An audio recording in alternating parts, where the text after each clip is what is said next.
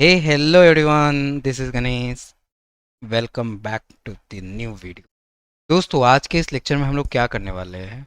अच्छा, ठीक है।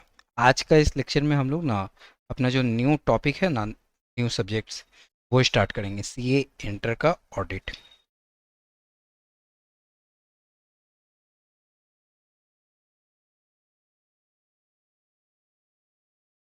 ठीक है। यूट्यूब में जो लोग भी है वो मॉनिटरिंग में है। ठीक है, मैं आप लोग को देख पा रहा हूँ, आप लोग को सुन पा रहा हूँ। ठीक है। आप लोग जो भी लिखोगे मैं उसको पढ़ पा रहा हूँ। सो प्लीज़ आप लोग अपना डाउट्स अगर कुछ हो रिलेटेड टू क्लास आप लिखो। ठीक है। This is day one CA inter audit. Start करते हैं हम लोग का लेक्चर। ठीक है दोस्तों, before the starting of the lecture, ठीक है, the because of this is the आपका ये इंट्रोडक्शन क्लास है, तो इसी क्लास में मेरे को थोड़ा टाइम मिलेगा बताने का, क्योंकि इसके बाद जो भी क्लास रहेगा ना उसमें ये सब बात नहीं कर पाऊंगा। ठीक है। हाँ, तो स्टार्टिंग के इसी क्लास में मैं आप लोग से कुछ कुछ बात करना चाहता हूँ। ठीक है। जो लोग भी, अब देखो, दो कैटेगरी के लोग हैं जो इस वीडियो को देखेंगे। पहला कैटेगरी, ठीक है, एंड दूसरा कैटेगरी। पहला कैटेगरी कौन है? जो लोग ग्रुप 1 जो है वो क्लियर्ड हो गया है उनका, और ठीक है वो ग्रुप 2 की तैयारी कर रहे हैं, ठीक है, प्रिपेयरिंग कर रहे हैं। और दूसरा कैटेगरी है जो लोग ग्रुप 1 एंड ग्रुप 2 दोनों एक साथ देंगे, उसके लिए प्रिपेयर कर रहे हैं। ऑडिट जो है आपका ग्रुप 2 के पेपर नंबर कितना में है बताओ? 5 में है। ऑडिट जो है वो आपके ग्रुप 2 के पेपर नंबर 5 में है। जरा समझो थोड़ा सा। Group 2 is one of the most easy group for you, ठीक है, सी ए इंटर, ऐसा हम लोग बोलते हैं, ठीक है, आप लोग नहीं बोलते। जरा समझो। हाँ, ये इजी ग्रुप है, लेकिन इसमें सबसे बड़ा जो हम बोलते हैं ना स्नेक, ठीक है, वो कौन बैठा हुआ है जो स्टूडेंट लोग को हर बार डसता है? वो है आपका audit. This is an kind of snake, पता नहीं क्यों, बट है, ठीक है। थोड़ा सा स्टूडेंट पर्सपेक्टिव से मैं आपको रीज़न बताता हूँ, ठीक है। पहला, लैंग्वेज इशू। लैंग्वेज इशू, हर एक स्टूडेंट को लैंग्वेज इशू में प्रॉब्लम आती है। लैंग्वेज इशू का मतलब क्या हुआ भैया?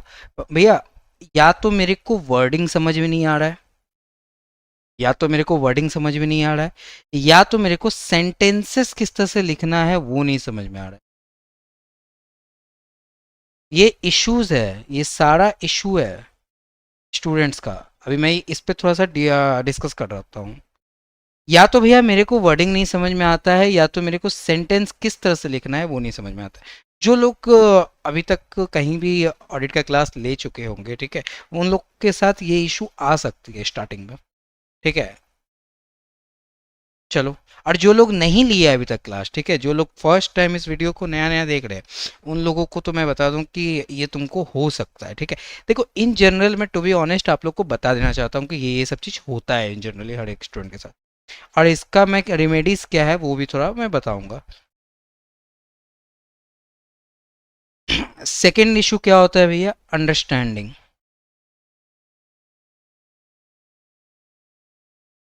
ठीक है। अंडरस्टैंडिंग का इशू होता है आप लोगों के पास। आप लोगों के साथ क्या होता है? अंडरस्टैंडिंग का इशू होता है। जरा ध्यान से समझो, ये जो अंडरस्टैंडिंग का इश्यूज है ना, इसको लेके तो बहुत सारे स्टूडेंट को हर बार डाउट रहता है कि भैया अपने लोगों ने पढ़ तो लिया है, लेकिन हम लोग को ना ये नहीं समझ में आ रहा है कि किस तरह से हम लोग लिखे, ठीक है। हम लोग को अच्छा लिखना भी एक, चलो एक पल के लिए मैं लिख देता हूँ, लेकिन थोड़ा समझ में नहीं आता ऑडिट क्या होता है, कोड क्या है। भैया हम लोग को लॉ तो समझ में आ जाता है, लॉ में तो हम मास्टरी कर लेते हैं, ठीक है, लेकिन हम लोग ऑडिट को क्यों नहीं मास्टरी कर पाते हैं? वाई? और अगर कर भी लेते हैं तो बहुत कम लोग हैं, बहुत कम लोग हैं जो इसको मास्टरी कर पाते हैं। रीज़न क्या है, ठीक है, तो वो थोड़ा सा आप लोग समझो। रीज़न क्या है? बड़ा सिंपल सा है, ठीक है। ये जो मैंने तीन चीज़ लिखा है ना, तीन चार चीज़, वही रीज़न है आपका।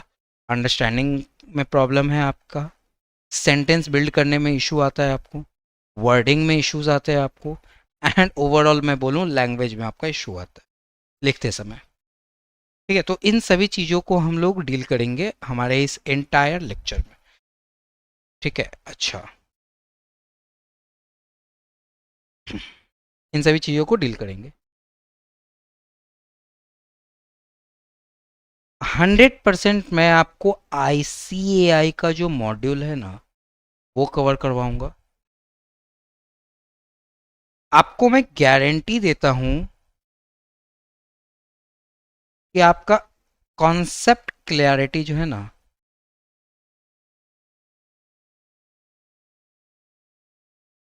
वो 100% हो जाएगा। कॉन्सेप्ट में आपको कोई इशू नहीं होगा, ठीक है। एग्जामिनेशन में आपको लिखना कैसे है,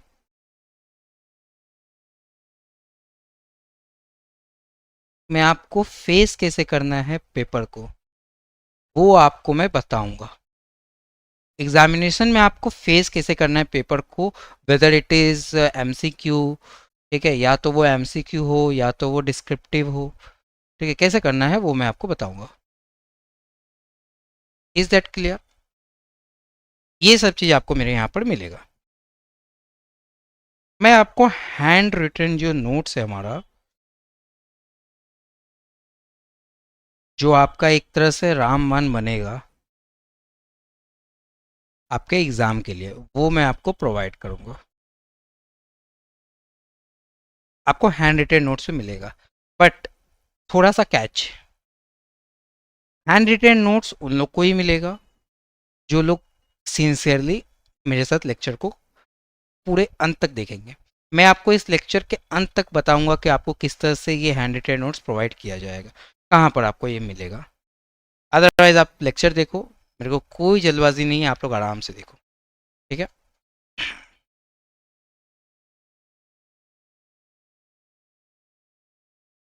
for the time being YouTube में मैं ये लेक्चर लेने वाला हूँ, ठीक है। यूट्यूब में मैं लेक्चर लेने वाला हूँ, ध्यान से सुनो आप मेरी बात को, ठीक है। फॉर द टाइम बिंग ये वाईटी में थोड़ा free of cost, free available होगा, ठीक है। But this is not regular class. ये आपका एक रेगुलर क्लास नहीं है। इसका मतलब क्या है भैया, ये आपका रेगुलर क्लास नहीं है, इसका मतलब क्या है भैया, मैं आपको कॉन्सेप्ट पूरा करवाऊंगा, स्पीड थोड़ा सा मेरा फास्ट रहेगा, ठीक है। कॉन्सेप्ट अंडरस्टैंडिंग पूरा होगा, स्पीड मेरा थोड़ा सा फास्ट रहेगा, बट ठीक है, आपका जो क्वेश्चन बैंक है ना, वो मैं आपको 100% नहीं करवा पाऊंगा, जो मैं अपने रेगुलर बैच में करवाऊंगा, ठीक है। वो मैं नहीं करवा पाऊंगा क्वेश्चन प्रैक्टिस, ठीक है। कुछ डिटेल्स नोट्स आपको दिए जाएंगे, ठीक है, डिटेल नोट्स आपको दिए जाएंगे, बट ये क्वेश्चन वाला पोर्शन जो है ना, वो मैं अपने रेगुलर बैच में ही करवाऊंगा, यहाँ पर नहीं है। तो अगर आपको हमारा रेगुलर बैच लेना है ना, तो प्लीज़, ठीक है, आप, ठीक है, इधर आप सर को बोलो, भालोटिया सर जो है उनको बोल दो, जो नंबर आपको प्रोवाइडेड है, भालोटिया सर को कॉल कर दो, related to my lectures, description में भी होगा और यहाँ पर भी लिखा होगा, ठीक है। या फिर आप मेरे को डायल कर सकते हो,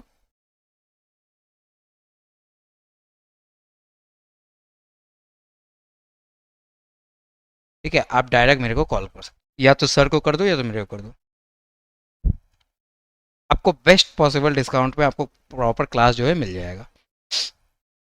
थोड़ा आगे पर चलते हैं भैया, ये जो आप पढ़ा रहे हो किस टर्म के लिए वैलिड है, ठीक है, वैलिडिटी। देखो जनरल ऑडिट में कोई चेंजेस आता नहीं है, जैन के टर्म के लिए बोलो, जैन 26 एंड ऑनवर्ड्स, इन सभी टर्म्स के लिए ये वैलिड है, ठीक है। देखो इतना बात मैंने आपको बता दिया, ठीक है, इतना बात मैंने आपको बता दिया, आपका क्या क्या इशू होता है ऑडिट रिलेटेड सब्जेक्ट्स में, एंड आपका क्या क्या रे, ठीक है, प्रॉब्लम है। रेमेडीज पे थोड़ा आते हैं, उसके बाद हम लोग अपना लेक्चर स्टार्ट करेंगे। रेमेडीज में आते हैं, ठीक है। कुछ प्री रिक्विजिट कंडीशन है मेरा, कुछ मेरा प्री रिक्विजिट कंडीशन है भैया। ये प्री रिक्विजिट कंडीशन मतलब क्या है, इस क्लास को करने का, ठीक है। आप, मैं एज एन टीचर आप सभी से एक्सपेक्ट करता हूँ कि ये कंडीशन आप फुलफिल करो, ठीक है। Otherwise I am very very sorry, आप इस सब्जेक्ट को मास्टरी करने में थोड़ा सा पीछे रह सकते हो, ठीक है। प्री रिक्विजिट कंडीशंस क्या क्या है वो थोड़ा सा देखते हैं। नंबर वन, नंबर वन, ठीक है, फॉरगेट अबाउट योर पास्ट, ठीक है। मतलब भैया आप तो डायरेक्ट बोले सब कुछ भूल जाओ, नहीं, ठीक है। अबाउट इंग्लिश, ठीक है, बोलने का मतलब है कि आप ये बात भूल जाओ कि आप जो इंग्लिश में आप जो पढ़ते हो ना, लाइक क्या बोलते हो उसको, इंग्लिश में आप बहुत वीक थे, ठीक है, यू आर सो वीक, ठीक है, आप वीक थे, ठीक है, you are not able to catch the words, ठीक है, आपको वर्ड्स में कैच करने में प्रॉब्लम होता है, सेंटेंस बिल्डअप में प्रॉब्लम होता है, सेंटेंस बिल्डअप में आपको प्रॉब्लम होता है, ये सारा चीज़ जो है ना मैं आपको बोलूँगा आप भूल जाओ, ठीक है, यहाँ पर आप एक न्यू फेस स्टार्ट करो, ये सारा चीज़ आपको समझा दिया जाएगा, सिखा दिया जाएगा, ठीक है, this is not, this will not make issue, ठीक है, अगर आप इस सभी चीज़ को लेके कैच करके रखोगे तो हम लोग जो ये सब्जेक्ट पढ़ रहे हैं इसमें आप कहीं ना कहीं जो मैं बताने की कोशिश करूँगा उसको आप कोप अप नहीं कर पाओगे, ठीक है, तो वहाँ पर ये प्रॉब्लम आ सकती है, प्लीज़ आप इन सभी चीज़ों को तो एटलीस्ट भूल ही जाओ। सेकेंड नंबर, सेकेंड नंबर, आप अपना 100% टाइम, ऑब्वियस सा बात है, फॉर द लेक्चर, ठीक है, रिक्वायर, आप डिवोट करो, ठीक है, प्रोवाइड करो मेरे को, आप अपना 100% टाइम मेरे को प्रोवाइड किए जो लेक्चर के लिए रिक्वायरमेंट है, सपोज मान लो अगर 1.5 घंटा 2 घंटा का लेक्चर है तो हम उसको प्लीज़ 2x 2x में देखने की कोशिश मत करना, जितना भी बोला जाए आप उसको उतना देखना। थर्ड नंबर, ठीक है, बी एन स्टूडेंट एटीट्यूड, आप थोड़ा एक स्टूडेंट के एटीट्यूड में रहना। स्टूडेंट का एटीट्यूड का मतलब क्या है भैया, जब आप क्लास करने आ रहे हो वेरी सिंसियरली, आप एक ऑफलाइन में भी आपके पास ऑप्शन है, आप आ सकते हो, I don't have in mind, ठीक है, बट अगर आप लाइव कर रहे हो क्लास तो प्लीज़ आप क्लास को क्लास की तरह देखो, नेटफ्लिक्स की तरफ मत देखो, ठीक है, हाँ भाई तू बोल हम सुनते हैं देखते हैं, तू भी क्या पढ़ाई लेगा अपने को, ठीक है, डोंट बी, ठीक है, stay this kind of attitude, इस टाइप का एटीट्यूड आप कंटेन मत करना, ठीक है, बहुत स्ट्रिक्टली मैं बोल रहा हूँ, ठीक है, I am very strict person, मतलब एकदम कट टू कट में बात कर रहा हूँ आपसे, समझ में आया मेरा बात। रीज़न क्या है भैया, रीज़न आप लोग को पता है, मुझसे ज़्यादा पता होगा, बहुत स्ट्रेट फॉरवर्ड बात कर रहा हूँ, स्टूडेंट एटीट्यूड में रखना अपने आप को, डोंट बी थिंक कि आप नेटफ्लिक्स देखने आए हो, चिल करने आए हो, थोड़ा सा देख लेते हैं क्या होगा, आप एक copy, pen, water bottle, calculator, ठीक है, अपना आईसीआई का जो मॉड्यूल है वो लेके बैठना एंड 100% अटेंशन के साथ इस पूरे वीडियो को देखना, टाइम बोलो या अपना अटेंशन बोलो, आप मेरे को दोगे, 100% मेरे को चाहिए आपका अटेंशन। हाँ भैया बीच बीच में थोड़ा अटेंशन ब्रेक होगा तो आप ब्रेक क्यों करोगे, पहला बात तो ये है, ठीक है, आपको एग्जाम देना है, आप ब्रेक क्यों करोगे अटेंशन को, ठीक है? ब्रेक मत करियो। चलो, तो देखो इतना भाषणबाजी के बाद हम लोग अपना क्लास जो है वो स्टार्ट कर देते हैं, ठीक है, हम लोग अपना क्लास जो है वो स्टार्ट कर देते हैं, चलो शुरू करते हैं। सब लोग एक गहरा सांस ले लो और शुरू करते हैं। ऑडिट, ठीक है, शुरू करते हैं। अब हमें सबसे पहले तो ये समझना होगा कि हम लोग ऑडिट करते क्यों हैं, ठीक है, बहुत लोगों को ना पहले से ही, आप लोग उस सेमेस्टर 6 में या फिर किसी और सब्जेक्ट क्लास में ये ऑडिट का थोड़ा मोड़ा ज्ञान ना लेके आए हो, ठीक है, आप प्लीज़ उस ज्ञान के हिसाब से मतलब थोड़ा मोड़ा आप नॉलेज लगा सकते हो, लेकिन आप ये सोचो कि उसी ज्ञान के बेसिस पे अगर हम लिख दे या उसी कैसे ज्ञान के बेसिस पे आप पढ़ लो तो this is not going to be possible, ठीक है। सबसे पहले तो आप ये समझो कि हम लोग स्टार्टिंग से स्टार्ट करते हैं, ठीक है, हम लोग सबसे पहले क्या बनाते हैं, फाइनेंशियल स्टेटमेंट, हमारा क्या बनता है, फाइनेंशियल स्टेटमेंट, फाइनेंशियल स्टेटमेंट बनाता कौन है, बोर्ड ऑफ डायरेक्टर जो है वो प्रिपेयर करता है, उन्हीं के अंडर में प्रिपेयर होता है ना, बोर्ड ऑफ डायरेक्टर जो है प्रिपेयर करता है। हमारा मालिक कौन, शेयर होल्डर, हमारा मालिक कौन, शेयर होल्डर, ठीक है, ये क्या है, ओनर है। ध्यान से समझो, जब बोर्ड ऑफ डायरेक्टर क्या करते हैं, फाइनेंशियल स्टेटमेंट को प्रिपेयर करते हैं, और शेयर होल्डर ओनर है चूंकि वो इन्वेस्ट करता है, ठीक है। देखो शेयर होल्डर का काम है इन्वेस्टमेंट करना कंपनी में, एंड बोर्ड ऑफ डायरेक्टर का काम क्या है, बोर्ड ऑफ डायरेक्टर का काम है उस पर्टिकुलर कंपनी के डे टू डे ऑपरेशंस को मैनेज करना, ठीक है, फाइनेंशियल स्टेटमेंट को प्रिपेयर करना भी। तो शेयर होल्डर को एक बार के लिए ऐसा लग सकता है कि बोर्ड ऑफ डायरेक्टर जो है ना कुछ गड़बड़ी कर रहा है हमारे कंपनी। भैया अगर उनको ऐसा लगता है गड़बड़ी कर रहा है, तो क्या वो खुद जाके चेक नहीं कर सकता? जरा ध्यान से समझो, शेयर होल्डर बहुत अमीर लोग होते हैं, they don't have that much of time कि हम जाके पूरा कंपनी को देखें, और उनके पास उस टाइप का प्रोफेशनल डिग्रीज भी नहीं होते कभी, बहुत बार, ठीक है। अब वो अमन गुप्ता है तो बात अलग है, अमन गुप्ता अगर है, सीए अमन गुप्ता जो बोट कंपनी का फाउंडर है, तो बात अलग है।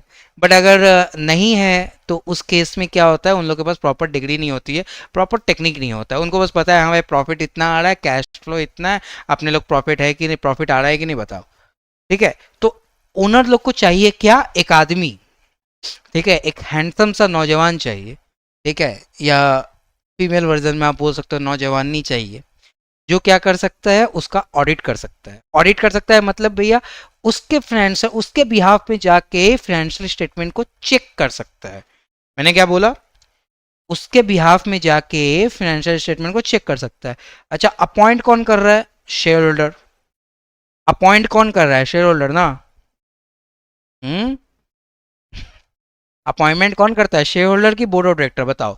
देखो ऑडिटर ढूंढने का काम तो बोर्ड ऑफ डायरेक्टर है, अपॉइंट तो वही करता है, ठीक है, अपॉइंट तो यही करता है, लेकिन वो किसके बिहाफ में अपॉइंट करता है, शेयर होल्डर के बिहाफ में अपॉइंट करता है। देखो सारा काम तो बोर्ड ऑफ डायरेक्टर के पास ही है, ठीक है। वो अपॉइंट करता है क्या, एक ऑडिटर, एक ऐसा आदमी जो क्या है, नॉलेजेबल है, ठीक है। आज के क्लास में, अच्छा एक और बात बता दूं, आज का जो हमारा क्लास है ना बहुत ज़्यादा इंपॉर्टेंट क्लास है। भैया फर्स्ट क्लास में ऐसा बोले 100% यस। आज का क्लास हमारा इतना इंपॉर्टेंट है कि अगर किसी स्टूडेंट ने आज का क्लास मिस किया, दिस इज माय गारंटी, उसको ऑडिट आगे कभी नहीं समझ में आएगा, हर बार उसको कुछ ना कुछ प्रॉब्लम लगा रहेगा। क्योंकि आज के क्लास में ना मैं पूरा आपके चैप्टर जो है ना 60% to 70% पूरे आपके बुक को ना कंसोलिडेट करूंगा। भैया सारा पढ़ा दोगे एक दिन में नहीं, ठीक है, हाईलाइट्स दूंगा सभी चीज़ों का, हाईलाइट्स दूंगा, बस आपको मेरी बात को सुनते रहना होगा, ठीक है, थोड़ा इंटरेस्ट के साथ सुनना, समझो थोड़ा सा। बोर्ड ऑफ डायरेक्टर क्या करता है, अपॉइंट करता है ऑडिटर, ठीक है। भैया ये कहाँ पढ़ा था हम लोगों ने, चैप्टर 10 ऑफ कंपनीज एक्ट 2013, आप लोगों ने लॉ में पढ़ा है, ठीक है। वहां पर देखना, कभी कभी बोर्ड ऑफ डायरेक्टर अपॉइंट करता है, कभी कभी शेयर होल्डर भी अपॉइंट कर देता है, ठीक है। जनरली एक पल के लिए मैं अभी मानता हूं कि बोर्ड ऑफ डायरेक्टर अपॉइंट करता है। जरा सोचो, बोर्ड ऑफ डायरेक्टर एक ऐसा आदमी को अपॉइंट कर रहा है जो उसका बनाया हुआ फाइनेंशियल स्टेटमेंट, मतलब उसके अंडर में ऑफकोर्स सब बात है, फाइनेंशियल स्टेटमेंट बनाया, उसको चेक करेगा, और चेक करने के बाद रिपोर्ट किसको करेगा, ऑब्वियस सा बात है, कंपनी है तो शेयर होल्डर को रिपोर्ट करेगा, और अगर फर्म है तो पार्टनर्स को रिपोर्ट करेगा, हाँ या ना, बताओ हाँ या ना, हाँ हाँ भैया। तो पहला काम हमारा होता है फाइनेंशियल स्टेटमेंट बनाना, और फाइनेंशियल स्टेटमेंट बनाने के बाद, ठीक है, उसका रिलायबिलिटी को चेक करना है। क्या चेक करना है, रिलायबिलिटी को चेक करना है।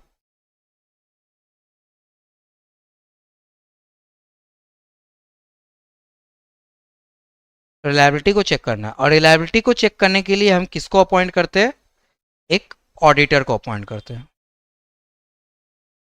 ठीक है, नहीं ठीक है। रिलायबिलिटी को चेक करने के लिए हम किसको अपॉइंट करते हैं, एक ऑडिटर को अपॉइंट करते हैं। Auditor must be an knowledgeable person, yes, और he must be an independent,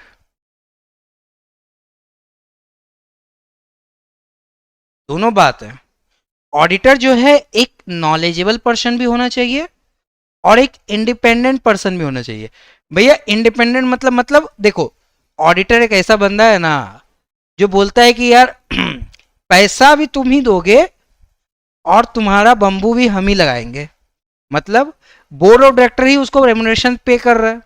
अरे भाई कंपनी उसको पे कर रही है ना, तो कंपनी पे कर रही है, इसका मतलब किसके हाथ से जा रहा है, बोर्ड ऑफ डायरेक्टर के हाथ से जा रहा है, ठीक है। और ऑडिटर क्या करता है, उन्हीं का फाइनेंशियल स्टेटमेंट को चेक करता है, और लेकिन लेकिन लेकिन ये- यहाँ पर पेमेंट ले रहा है कौन? ऑडिटर। चेक कौन कर रहा है? Auditor financial statement.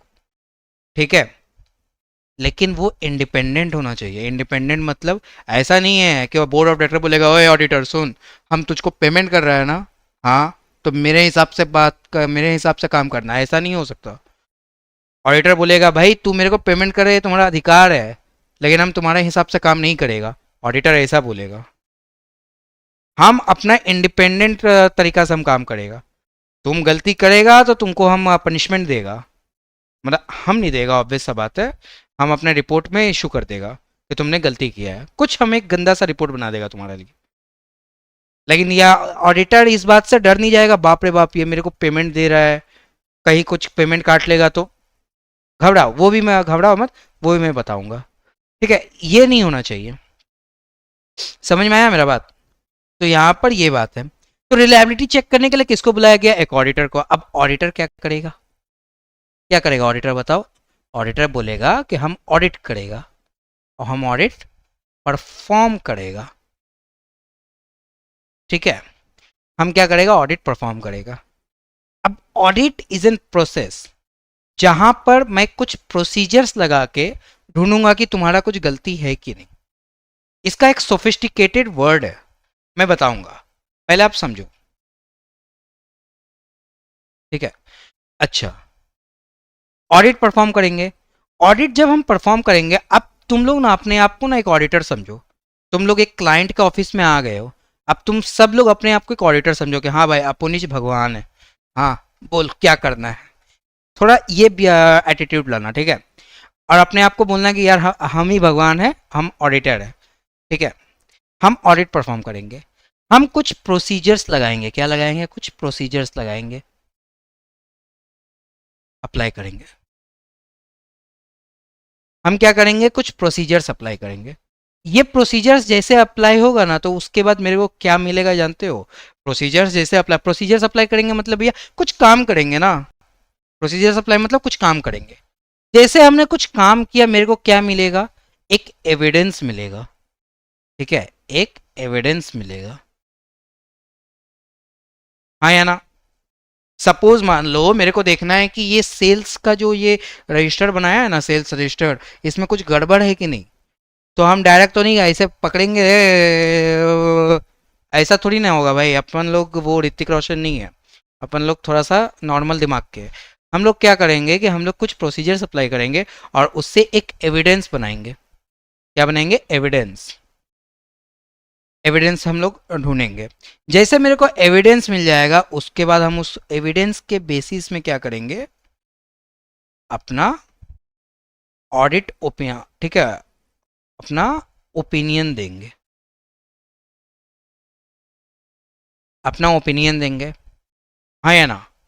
और जो भी हमारा ओपिनियन होगा उसको हम लोग क्या करेंगे? ऑडिट रिपोर्ट में फाइल कर देंगे। समझा कि नहीं? सबसे पहले हम लोग कुछ प्रोसीजर्स अप्लाई करेंगे। ठीक है, उस प्रोसीजर्स के बेसिस पे हम कुछ एविडेंस देंगे। अगर हमने कुछ प्रोसीजर्स अप्लाई किया तो हम लोग को क्या मिलेगा? एविडेंस। उस एविडेंस के बेसिस पे हम लोग अपना क्या करेंगे? ओपिनियन ड्रॉ करेंगे। हम अपना ओपिनियन बनाएंगे, हाँ भाई एविडेंस तो बोल रहा है सब कुछ गंदा है, या फिर एविडेंस बोल रहा है कुछ अच्छा है कुछ खराब है, एविडेंस बोल रहा है कि भाई सब अच्छा है। उसके हिसाब से हम लोग अपना ओपिनियन बनाएंगे। और ओपिनियन क्या करेंगे? अपने ऑडिट रिपोर्ट में, जो हम रिपोर्ट एक इशू करेंगे उसमें डाल देंगे कि हमारे हिसाब से कि कंपनी इतना अच्छा है या खराब है या 50-50 है। अब ये दिखने में छोटा सा लग रहा है, लेकिन ये छोटा नहीं है, बहुत बड़ा है। ठीक है, समझो थोड़ा सा, बहुत बड़ा है। अब यहां पर ध्यान दो, मैंने ऑडिट, ठीक है, अब दो बात आ गई, यहां पर ध्यान दो। What is audit? ऑडिट, सबसे पहले तो आपके दिमाग में ये आ रहा है भैया, आप बोल रहे हो कि एक ऑडिटर आएगा वो ऑडिट करेगा, लेकिन ये ऑडिट है क्या? ये मेरे को बताओ पहले आप, ये ऑडिट क्या है? ठीक है, तो मैं बोलता हूं, मेरे साथ दोहराना। Audit is an independent examination of an entity, whether entity nay of financial information of an entity, of financial information of an entity, whether profit oriented or not, whether profit oriented or not, irrespective of its size and legal form, irrespective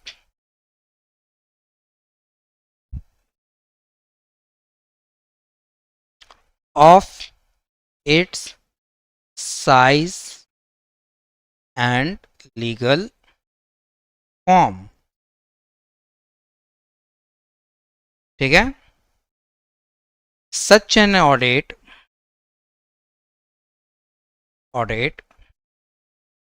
is conducted with a view to express an opinion thereon. भैया इतना लंबा चौड़ा आपने लिख तो दिया लेकिन कुछ समझा नहीं. इत्मीनान से आ जाओ, बताता हूं. ठीक है, एक जगह अगर आप एक रफ कॉपी लेके बैठे हुए हो तो प्लीज आप लोग ना बैठा मत करो. ठीक है, लिखा करो, लिखा करो. इससे क्या होगा, तुम्हारा एटलीस्ट राइटिंग बैठेगा. ठीक है, पहला बात तो राइटिंग बैठेगा, दूसरा स्पीड बैठेगा.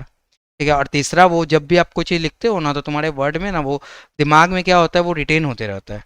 ठीक है, तो वो भी आएगा. What is an independent examination? मैंने आपको बोला ना, ऑडिट एक इंडिपेंडेंट आदमी है, मतलब ऑडिटर एक इंडिपेंडेंट आदमी है. ठीक है, यानी कि उसका जो वो जो भी ऑडिट करेगा, जो भी काम करेगा, ऐसा नहीं है कि वो किसी के दबाव में आके कर रहा है.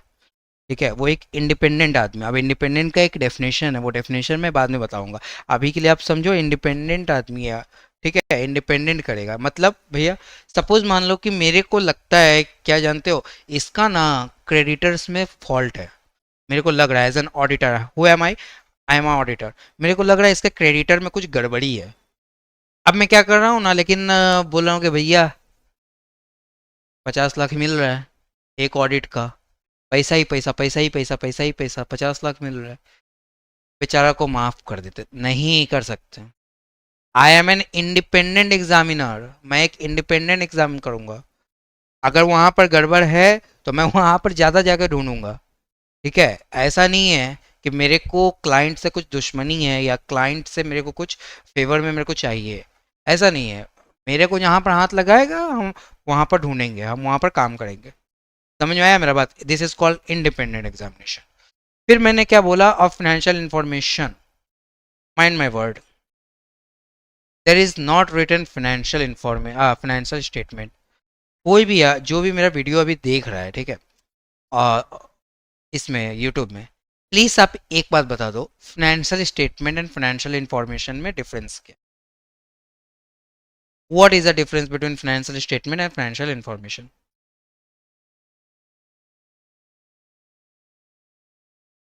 What is the difference between financial statement and financial information? आप मेरे को बता दो. मैं मॉनिटरिंग कर रहा हूँ, मैं देख रहा हूँ आप लोग चैट में बता रहे हो कि नहीं.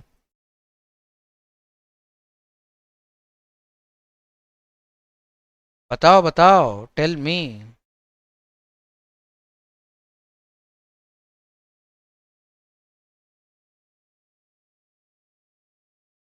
छोड़ो, छोड़ो, तुम लोग को नहीं पता, मैं बताता हूँ. फाइनेंशियल स्टेटमेंट का मतलब होता है आपका 5 चीज. ठीक है, आपका पीएल हो गया, बैलेंस शीट हो गया, कैश फ्लो हो गया, ठीक है, नोट्स टू अकाउंट्स हो गया, और आपका जो है डिस्क्लोजर्स हो गया, सॉरी सोकी, statement of changes in equity, ये हो गया आपका, जो कि आपका वहाँ पर है. ठीक है, लिखा हुआ. लेकिन फाइनेंशियल इंफॉर्मेशन में इन पांचों के अलावा बाकी सब भी चीज़ें, से एग्जांपल आपका सब्सिक्वेंट लेजर्स है, से एग्जांपल्स आपका लाइक जर्नल एंट्रीज वगैरह जो बुक्स में है, से एग्जांपल आपका कुछ कॉन्ट्रैक्ट वगैरह आपने किया होगा ना। अगर मान लो कि सपोज मान लो हम लोग सेल्स एग्रीमेंट बनाते हैं, ठीक है, हमको अगर सेल्स करना, आप देखो मैं 1-2 रुपया का तो सेल्स करता नहीं हूँ, 1-2 करोड़ का सेल्स करता हूँ, तो हम लोग उसके लिए क्या करते हैं, एक प्री एग्रीमेंट बना लेते हैं कि भाई देखो इस रेट में हम तेरे को इतना रुपया का बेचेंगे, ठीक है, हम तेरे को इस रेट में इतना रुपया का माल बेचेंगे, तू बता तू खरीदेगा कि नहीं। अगर तू बोला कि हाँ भाई खरीदेगा, तो एक एग्रीमेंट कॉन्ट्रैक्ट बना लेंगे हम लोग एक चीज। क्यों कॉन्ट्रैक्ट बनाएंगे भाई, 2 करोड़ का बात है, अगर 2 करोड़ में अगर मान लो कि तू कॉन्ट्रैक्ट तोड़ेगा तुमको पेनल्टी देना होगा, या फिर मैंने अगर कॉन्ट्रैक्ट तोड़ा मेरे को पेनल्टी देना होगा, क्योंकि हम लोग दोनों वेट कर रहे हैं ना कि हाँ अपने को माल मिलेगा, अपने को माल बेचना है, ठीक है। तो उस केस में हम लोग ये एक एग्रीमेंट बनाते हैं, तो ऑडिट के टाइम में हम लोग वो एग्रीमेंट भी चेक करते हैं कि वो एग्रीमेंट सही बना है कि नहीं। तो आप थोड़ा सा ये समझो, सिर्फ फाइनेंशियल स्टेटमेंट हम लोग चेक नहीं करते, हम लोग वो हर एक चीज चेक करते हैं जो उस पर्टिकुलर फाइनेंशियल डेटा को रिप्रेजेंट करता हो, हर एक चीज, चाहे वो आपका एग्रीमेंट हो या फिर कॉन्ट्रैक्ट्स हो, बिजली का बिल तक भी चेक करते हैं, ठीक है, रेंट एग्रीमेंट हो, रेंट का जो है एनुअल मेंटेनेंस चार्जेस होता है, उन सभी चीज़ों को हम लोग चेक करते हैं, ठीक है। सब बताऊंगा उसके बाद धीरे धीरे, ठीक है। इसके बाद क्या हम लोगों ने देखा, वेदर प्रॉफिट ओरिएंटेड और नॉट। इसका मतलब क्या है भैया, कि हमको कोई फर्क नहीं पड़ता कि आप प्रॉफिट ओरिएंटेड है या नहीं है, हमको कोई फर्क नहीं पड़ता कि आप प्रॉफिट ओरिएंटेड है या नहीं है, ठीक है। मतलब ऐसा बिल्कुल भी नहीं है कि मैं सिर्फ और सिर्फ एक रिलायंस कंपनी का ऑडिट करूंगा, छोटा जो कंपनी है जिसका 1 करोड़ रुपया का सेल्स होता है उसका ऑडिट नहीं करूंगा, ऐसा कहीं नहीं लिखा हुआ है। ऑडिट इज एन वॉलेंटरली, आप करवा सकते हो। तो भैया आपका बोलने का मतलब है कि ऑडिट वॉलेंटरली है, मैंडेटरी नहीं है। कुछ कुछ जगह ये मैंडेटरी है, ठीक है, कुछ कुछ जगह ये मैंडेटरी है, लॉ बोलता है कि आपको ऑडिट करवाना है, और कुछ कुछ जगह ये वॉलेंटरली है ऑडिट, कि आप करवा भी सकते हो नहीं भी करवा सकते हो। बात निकली है तो थोड़ी दूर तक जाने दो, ठीक है। ऑडिट, यहाँ पर देखो यहाँ लिखता हूँ,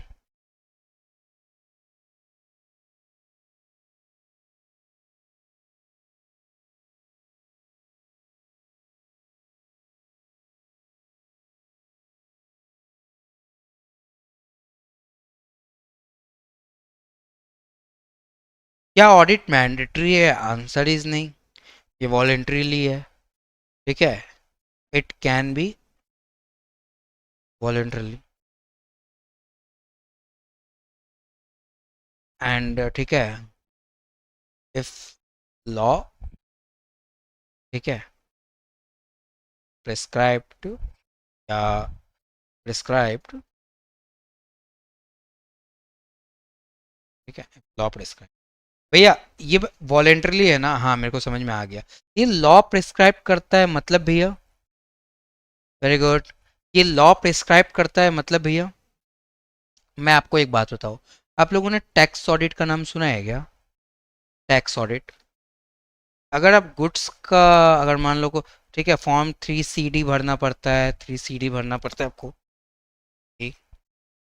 अगर आप गुड्स बेच रहे हो तो उस केस में आपको कितना का है, 1 करोड़, और अगर मान लो कि आपका जो मैक्सिमम जो है मतलब 5% तक ही अगर आपका सिर्फ कैश में आपका टर्नओवर होता है तो उस समय आपको कितना होता है, 10 करोड़, ठीक है। ये लिमिट मैं बता रहा हूँ, सर्विसेज के केस में क्या होता है बताओ मेरे को, 50 लाख। तो यहाँ पर ध्यान दो अगर आप, तो 1 करोड़, 10 करोड़, और यहाँ पर हो गया सर्विसेज के केस में 50 लाख, ठीक है। अगर मान लो कि इन लिमिट को ब्रीच किया आपका टर्नओवर या gross receipt, gross receipt in the case of services,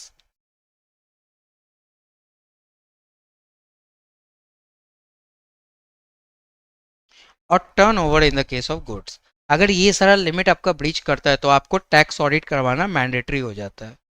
हाँ या टैक्स ऑडिट करवाना मैंडेटरी हो जाता है। तो ये टैक्स बोलता है कि इसे इनकम टैक्स बोलता है कि आपको ऑडिट करवाना है। ठीक है, सीए का सिग्नेचर उसमें चाहिए। तो मैंने ये आपको केस बताया है। अच्छा भैया, फिर से आ जाओ।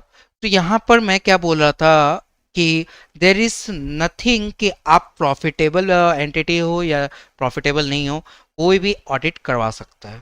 ठीक है, आपका साइज या लीगल फॉर्म नहीं देखा जाएगा।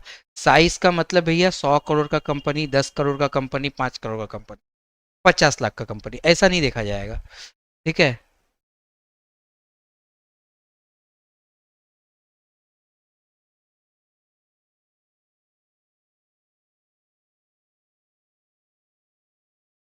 ठीक है,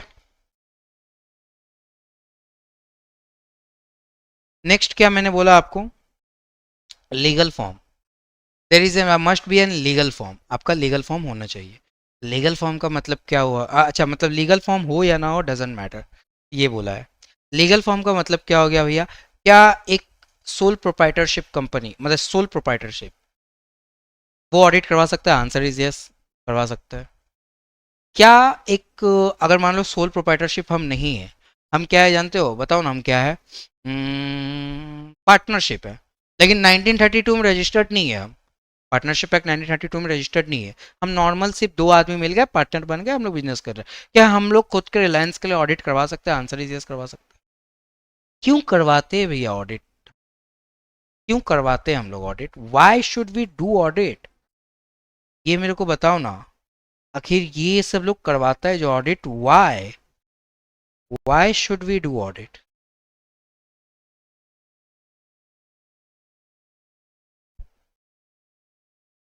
ठीक है, इन जनरल अगर मैं बोलूं तो आपका जो रिलायबिलिटी है वो चेक करने के लिए, रिलायबिलिटी आपके एम्प्लॉयज का भी,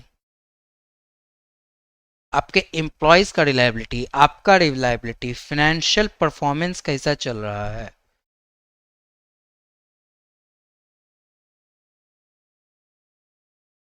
कैसा चल रहा है, उसको भी चेक करने के लिए। साथ ही साथ अगर मैं देखूं तो फाइनेंशियल परफॉर्मेंस के अलावा, साथ ही साथ अगर मैं देखूं तो फाइनेंशियल परफॉर्मेंस के अलावा और भी क्या चेक कर सकते हैं हम लोग। हम्म, ठीक है, क्रेडिटर्स का, ठीक है, ट्रस्ट आप ला पा सकते हो। अगर आप ऑडिट करवाते हो तो आपको क्रेडिटर का ट्रस्ट मिलता है। गवर्नमेंट के लिए आप ऑडिट करवाते हो, गवर्नमेंट भी बोलता है कि यार देखो, तुम जो कंपनी में कर रहे हो ना, मेरे को उससे समझ में नहीं आता तुम क्या कर रहे हो, एक ऑडिटर का सर्टिफिकेट लेके आओ कि तुम सही कर रहे हो। तो गवर्नमेंट का ट्रस्ट भी हम लोग पाते हैं। ठीक है, ऐसा बहुत सारा रीज़न है जिसके कारण हम लोग ऑडिट करवाते हैं। ठीक है, जनरली अगर मैं इन जनरल बोलूँ तो मैक्सिमम लोग क्या सोचते हैं कि सिर्फ लोन पास करने के लिए ही हम लोग ऑडिट करवाते हैं। ऑडिट अगर अच्छा, ऑडिट में रिपोर्ट अच्छा आएगा तो लोन जल्दी पास हो जाएगा। ठीक है, ऐसा बात नहीं है, वो भी एक रीज़न हो सकता है, बट बहुत सारा इसके अलावा भी रीज़न है। Such an audit is conducted with a view to express an opinion, this is very important. Such an audit is conduct with a view to express an opinion. आप जो भी ऑडिट करवाते हो ना, उसमें आपको क्या करते हो, उसके बेसिस पे आप एक ओपिनियन देते हो। कौन, कौन ओपिनियन देता है भैया? ऑडिटर। ऑडिटर मतलब चार्टर अकाउंटेंट, ऑडिटर मतलब चार्टर अकाउंटेंट एक ओपिनियन देता है उसके बेसिस पे। समझ में आया? ऑडिटर मतलब चार्टर अकाउंटेंट क्या करता है, एक ओपिनियन देता है इसके बेसिस पे। समझ में आया कि नहीं आया?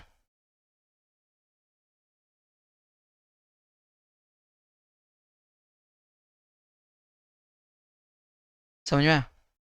चार्टर अकाउंटिंग एक ओपिनियन देता है, और उस ओपिनियन के बेसिस पे ही वो क्या करता है, अपना रिपोर्ट बनाता है, audit report, which one of the most important. ठीक है।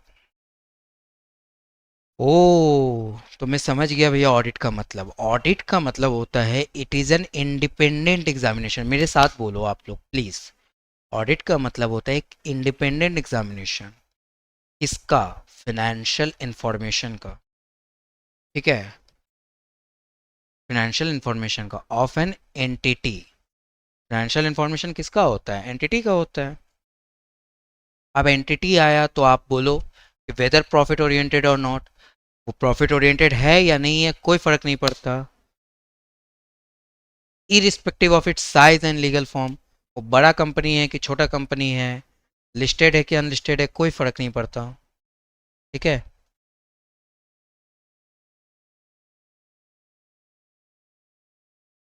बड़ा है कि छोटा है कोई फर्क नहीं पड़ता, ठीक है। Such an audit is conducted with a view to express an opinion thereon. ये जो ऑडिट कंडक्ट होता है वो किससे होता है कि एक्सप्रेस एन ओपिनियन, हम लोग ओपिनियन देते हैं। समझ में आया कि नहीं। टैक्स ऑडिट जो है 3CD फॉर्म जो है, tax audit is a 3CD form. अच्छा ये सब जानना जरूरी है क्या भैया? नहीं, अभी ज़्यादा जानना जरूरी नहीं है, बस अब सुनो, ठीक है।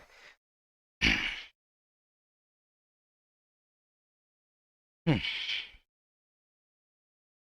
अच्छा भैया मेरे को एक बात बताओ, मैं ये तो समझ गया कि ऑडिट क्या होता है, ठीक है। मैं ये भी समझ गया कि ऑडिटर जो है ऑडिट परफॉर्म करता है, ठीक है। ऑडिट एक प्रोसेस टाइप का है, वो परफॉर्म करता है जिससे उसको क्या मिलता है, एविडेंस मिलता है, ठीक है। एक ऑडिट जो है एक प्रोसीजर है, प्रोसेस है, कुछ भी बोलो, वो परफॉर्म किया जाता है जिसके बेसिस पे उसको क्या मिलता है, एविडेंस मिलता है। और एविडेंस के बेसिस पे वो अपना ओपिनियन देता है, और ओपिनियन के बेसिस पे वो क्या करता है, अपना ऑडिट रिपोर्ट बना देता है। हाँ या ना? यस बिल्कुल भैया। मेरे को एक बात क्लियर नहीं है भैया, ये जो एक्चुअली में आप मेरे को बताओ कि ऑडिट में ये सारा चीज होता है तो ऑडिटर का दिमाग खराब नहीं हो जाता है क्या, कि उसको ये भी करना है, वो भी करना है, वो भी करना है? नहीं। क्यों जानते हो? जैसे कि आप अपना एग्जाम में देखो, अगर मैं आपको बोल दूं कि सीए इंटर में ये भी पढ़ना है, वो भी पढ़ना है, वो भी पढ़ना है, वो भी पढ़ना है, ये भी पढ़ना है, वो भी पढ़ना है, एक स्ट्रक्चर वे में एक चीज ना बताऊं, तो आपका भी दिमाग खराब हो जाएगा, हाँ या ना? अगर मैं आपको कोई काम, पर्टिकुलर काम दे दूं, बोलूं कि ये भी करना है, वो भी करना है, सपोज मान लो आप काम के लिए आए हो, ठीक है, एक कंपनी है वहां काम करने के लिए आए हो, वहां पर मैं आपको क्या बोलूं जानते हो, कि यार देखो तुमको ये भी करना है, वो भी करना है, वो भी करना है, वो भी करना है, ऐसे ऐसे चार पांच काम बता दिया, ठीक है, ये सब करना है, और भी देखते हैं, और तो आपका दिमाग खराब होगा कि नहीं बताओ मेरे को? तो ऑडिटर का भी तो दिमाग खराब होगा कि यार मेरे को सब कुछ थोड़ी ना चेक करना है, ये सब थोड़ी ना होता है, ऐसा थोड़ी ना होता है। तो इसीलिए बोला गया है कि ऑडिटर का एक ओवरऑल ऑब्जेक्टिव होता है।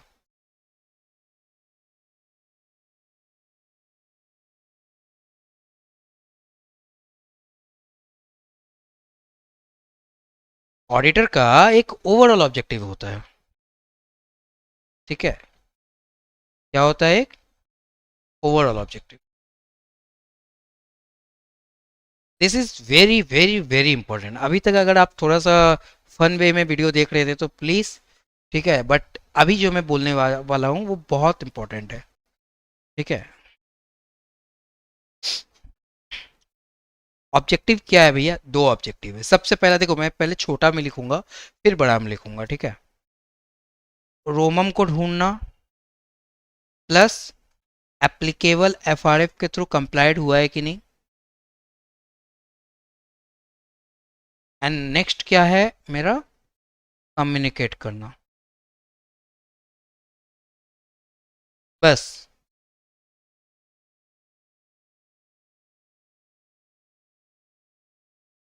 एज एन ऑडिटर आप कुछ भी करोगे ना, एज एन ऑडिटर, एक मिनट रुकना सिर्फ।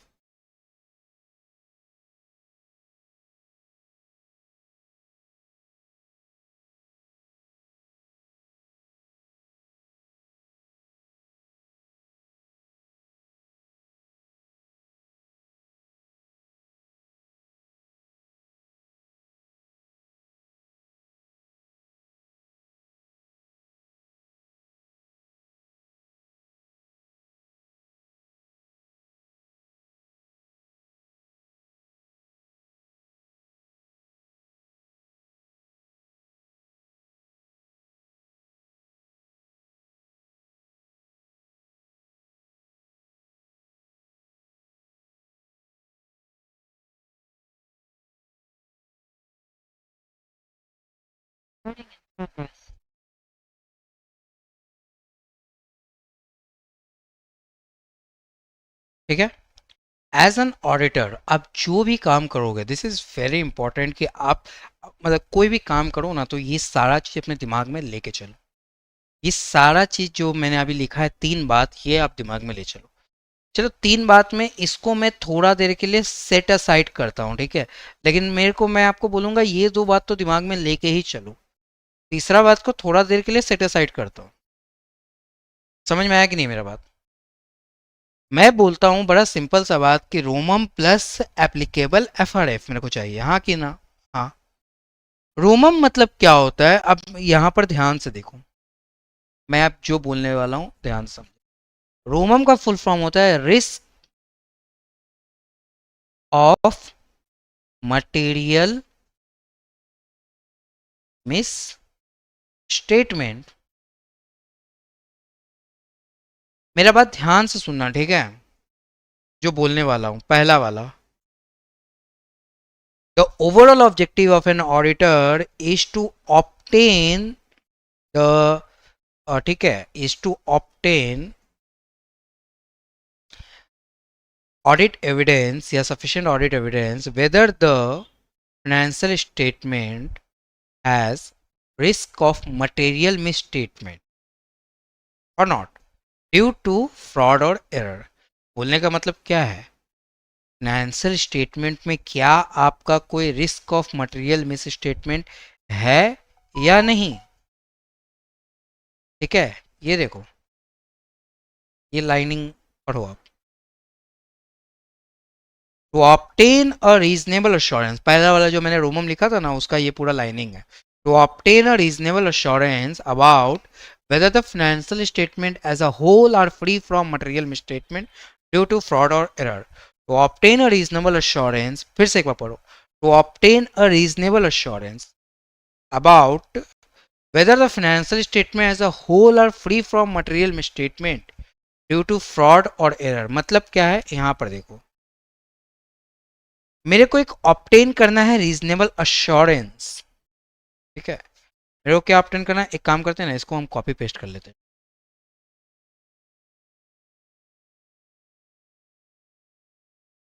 इसको ना हम वहां पर कॉपी पेस्ट कर लेते हैं।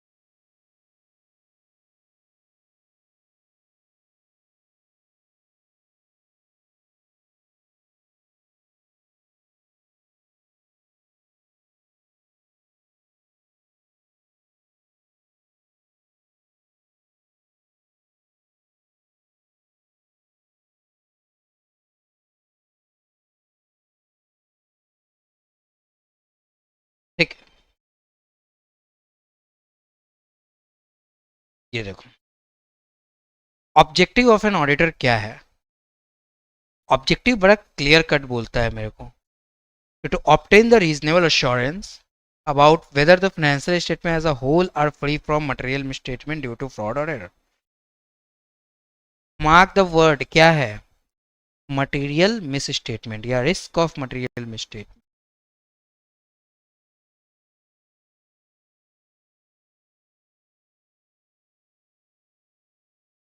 ठीक है, समझ में आया? ड्यू टू फ्रॉड और एरर, समझो थोड़ा सा।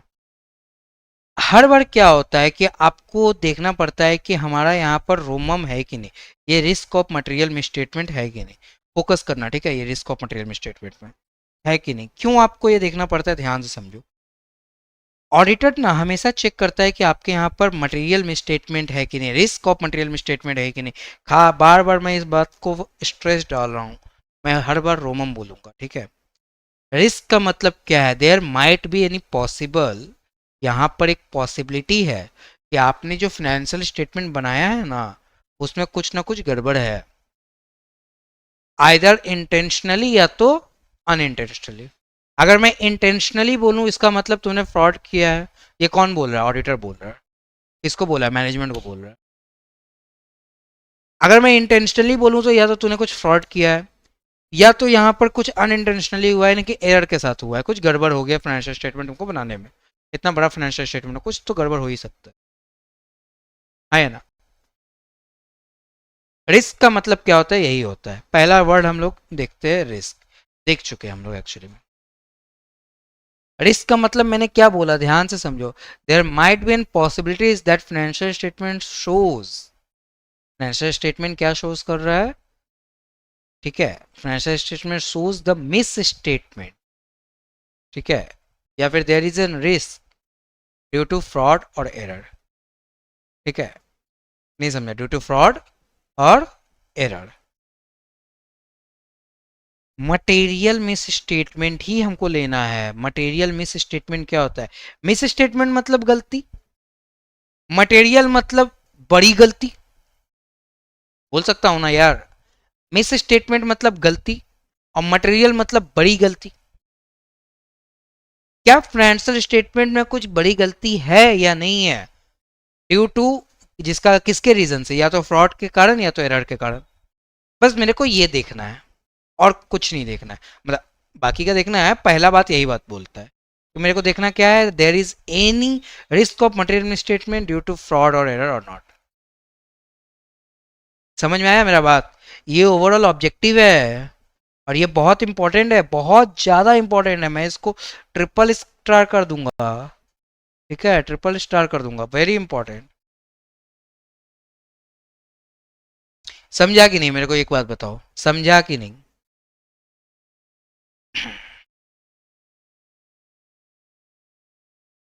समझ में आया? Very good.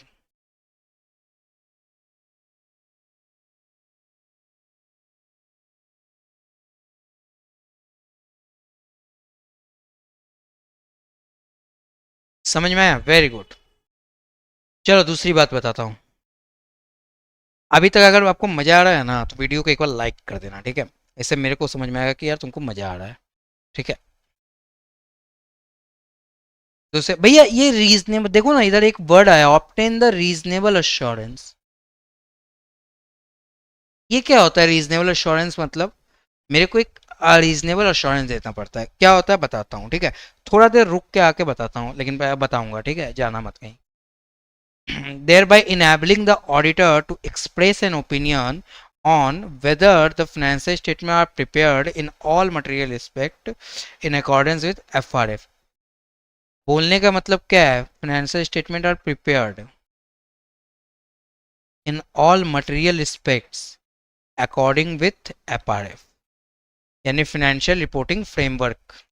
सेकेंड बात मैंने क्या बोला था? फाइनेंशियल रिपोर्टिंग फ्रेमवर्क के थ्रू ये हमारा जो फाइनेंशियल स्टेटमेंट जो है वो प्रिपेयर हुआ है एज पर FRF। मतलब भैया फाइनेंशियल स्टेटमेंट को मैंने ऐसे उल्टा पुल्टा तरीके से प्रिपेयर नहीं किया है भाई, मैंने उसको एज पर अकाउंटिंग स्टैंडर्ड या फिर इंड एस मैंने प्रिपेयर किया है।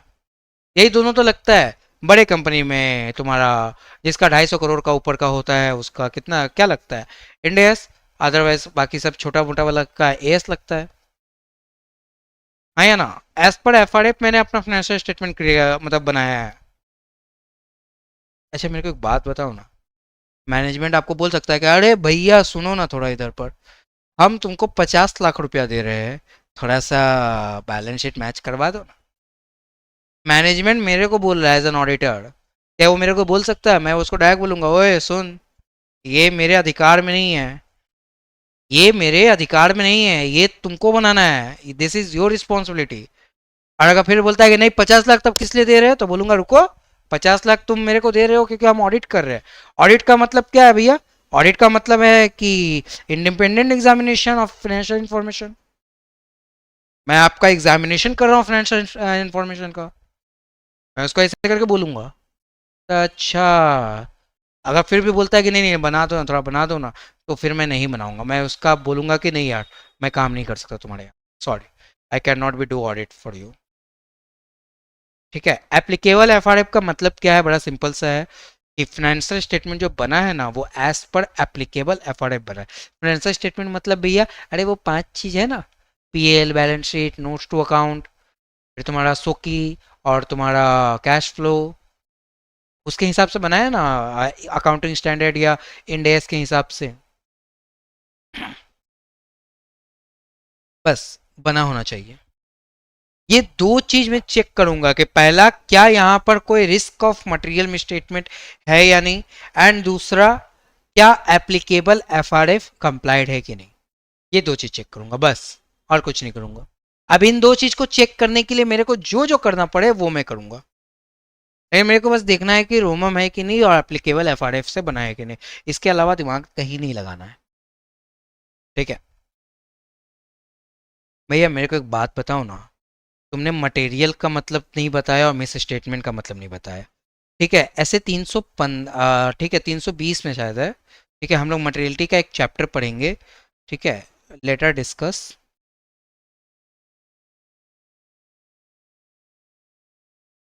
ऑन मटेरियलिटी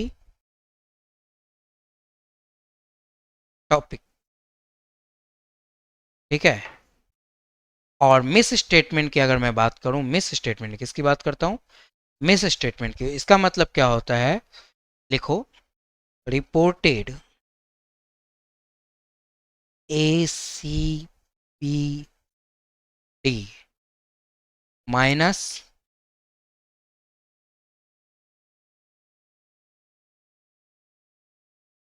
रिपोर्टिंग AC, यहाँ रुको रुको रुको, रिपोर्टिंग ACPD, फुल फॉर्म लिखो,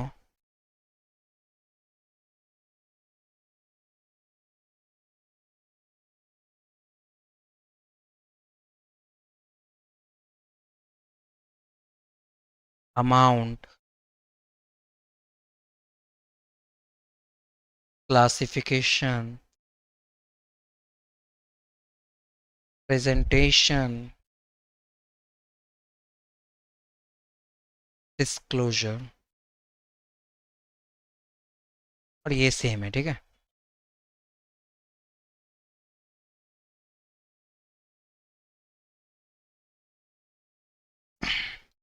हमने जो अमाउंट लिखा अपने फाइनेंशियल स्टेटमेंट में, सेल 10 लाख लिखा, 10 लाख होना चाहिए था। हमने क्लासिफिकेशन डाला, ठीक है। सपोज मान लो एक लाइबिलिटी है, वो शॉर्ट टर्म है, तो मेरे को उसको नॉन करेंट लाइबिलिटीज़ के अंदर ही में लिखना है, शॉर्ट टर्म बोरोविंग्स के अंदर में। मैं उसको करेंट मतलब अगर मान लो वो शॉर्ट टर्म का है तो मेरे को उसको करेंट लाइबिलिटीज़ के अंडर में लिखना है, मैं उसको नॉन करेंट लाइबिलिटीज़ के अंदर में नहीं लिख सकता।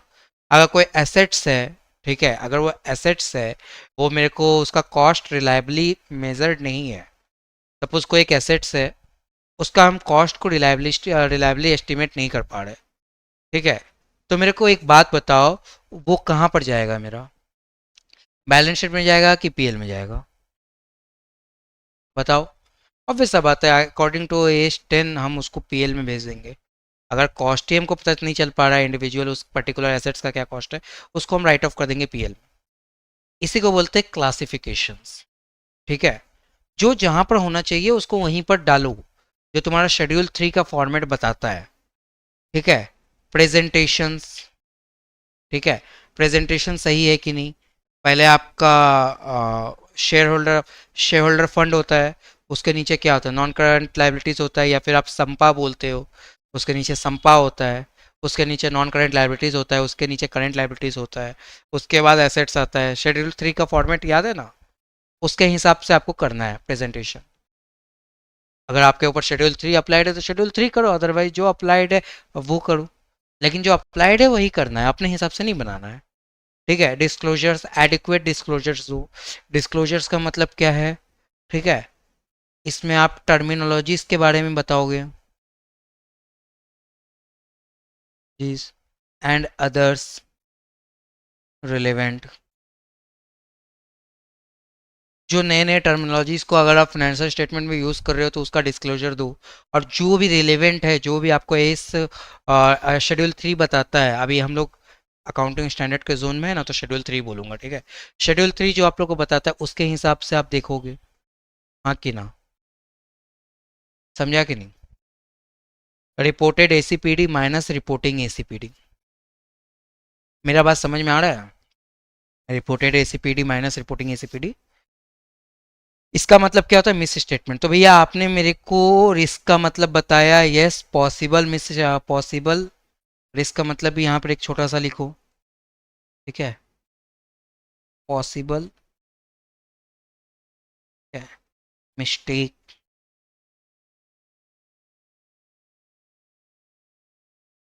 पॉसिबल मिस्टेक हो सकता है ड्यू टू फ्रॉड या फिर error. There might be some possible miss statement due to fraud और एरर, या मिस्टेक बोलो, या फिर तुम इसको मिस स्टेटमेंट बोलो, दोनों बातें की। और मिस स्टेटमेंट का मतलब तो मैंने आपको बता ही दिया, रिपोर्टेड एसीपीडी माइनस रिपोर्टिंग एसीपीडी। समझ में आया तुम लोगों को? मेरे को एक बात बताओ, समझ में आया कि नहीं?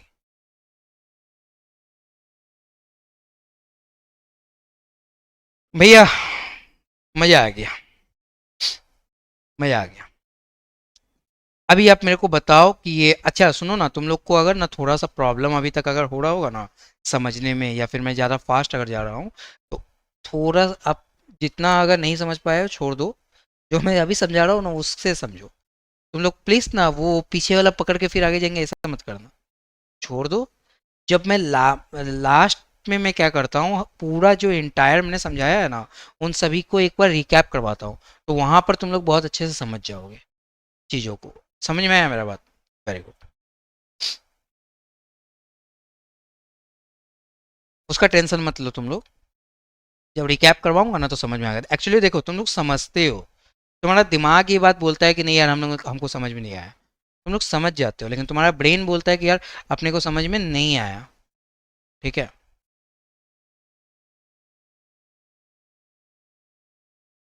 नेक्स्ट हमने क्या बोला आपको, कम्युनिकेट करोगे। भैया कम्युनिकेट करेंगे मतलब बातचीत करेंगे, बतौलाबाजी नहीं ब्रो। बतौलाबाजी नहीं करना है तुम लोग को बताना है। तुमने जो भी ऑडिट रिपोर्ट बनाया, ऐसा तो नहीं है ना रिपोर्ट बनाया बाजू में छुपा कर रख दिया, नहीं, उसको तुम बताओगे। किसको बताएंगे? कंपनी अगर है तो आप शेयर होल्डर्स को बताओ, फर्म है तो पार्टनर्स को बताओ। भैया एक बात बोलूं? हाँ बोलो। मेरी गर्लफ्रेंड पूछ रही है इस कंपनी में क्या है, बता दूं क्या?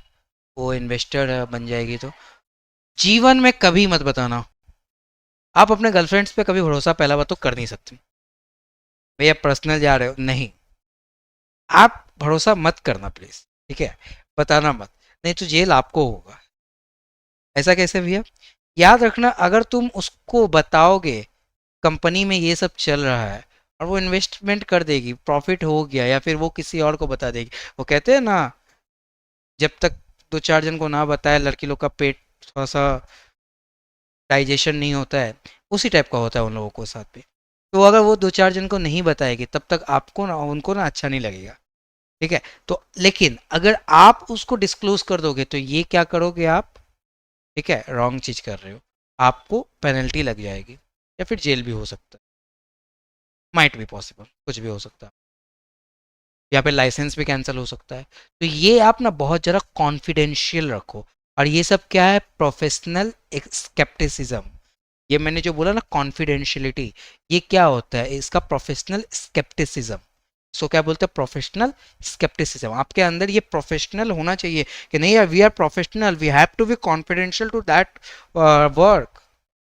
ऐसा बिल्कुल नहीं है। मेरे को पता है कि अगला मेरा क्लाइंट जो है रॉ मटेरियल कहाँ से लेता है, मैं किसी और को क्यों बताऊं? भले 1 करोड़ दे दे, ठीक है, you have to be confidential. बताऊंगा, प्रोफेशनल स्केप्टिसिज्म जो पढ़ाऊंगा बताऊंगा। अच्छा भैया, कम्युनिकेट करना है, वेरी गुड, कम्युनिकेशन भी करना है हम लोग एज रिक्वायर्ड बाय एसए। ठीक है, देखो ना भाई, बोलता है कि ऐसे जो बोलता है उसके हिसाब से करना। भैया ये ऐसे क्या होता है, एंड ये आपका रीजनेबल अश्योरेंस क्या होता है, मेरे को ये पहले बता। ऑडिटर जब भी अश्योरेंस देता है ना, वो हमेशा रीजनेबल अश्योरेंस देता है। Why? Why does auditor gives reasonable assurance? Why not it gives absolute assurance? बड़ा सिंपल सा लॉजिक है। अगर आप रीजनेबल अश्योरेंस देते हो ना, इसका बड़ा सिंपल सा लॉजिक है कि आप रीजनेबली, आप, ठीक है, 100% अश्योरेंस नहीं दे रहे हो कि ये सब चीज सही है, लेकिन this is an high degree of assurance. लिखो, आपका जो रीजनेबल अश्योरेंस होता है ना,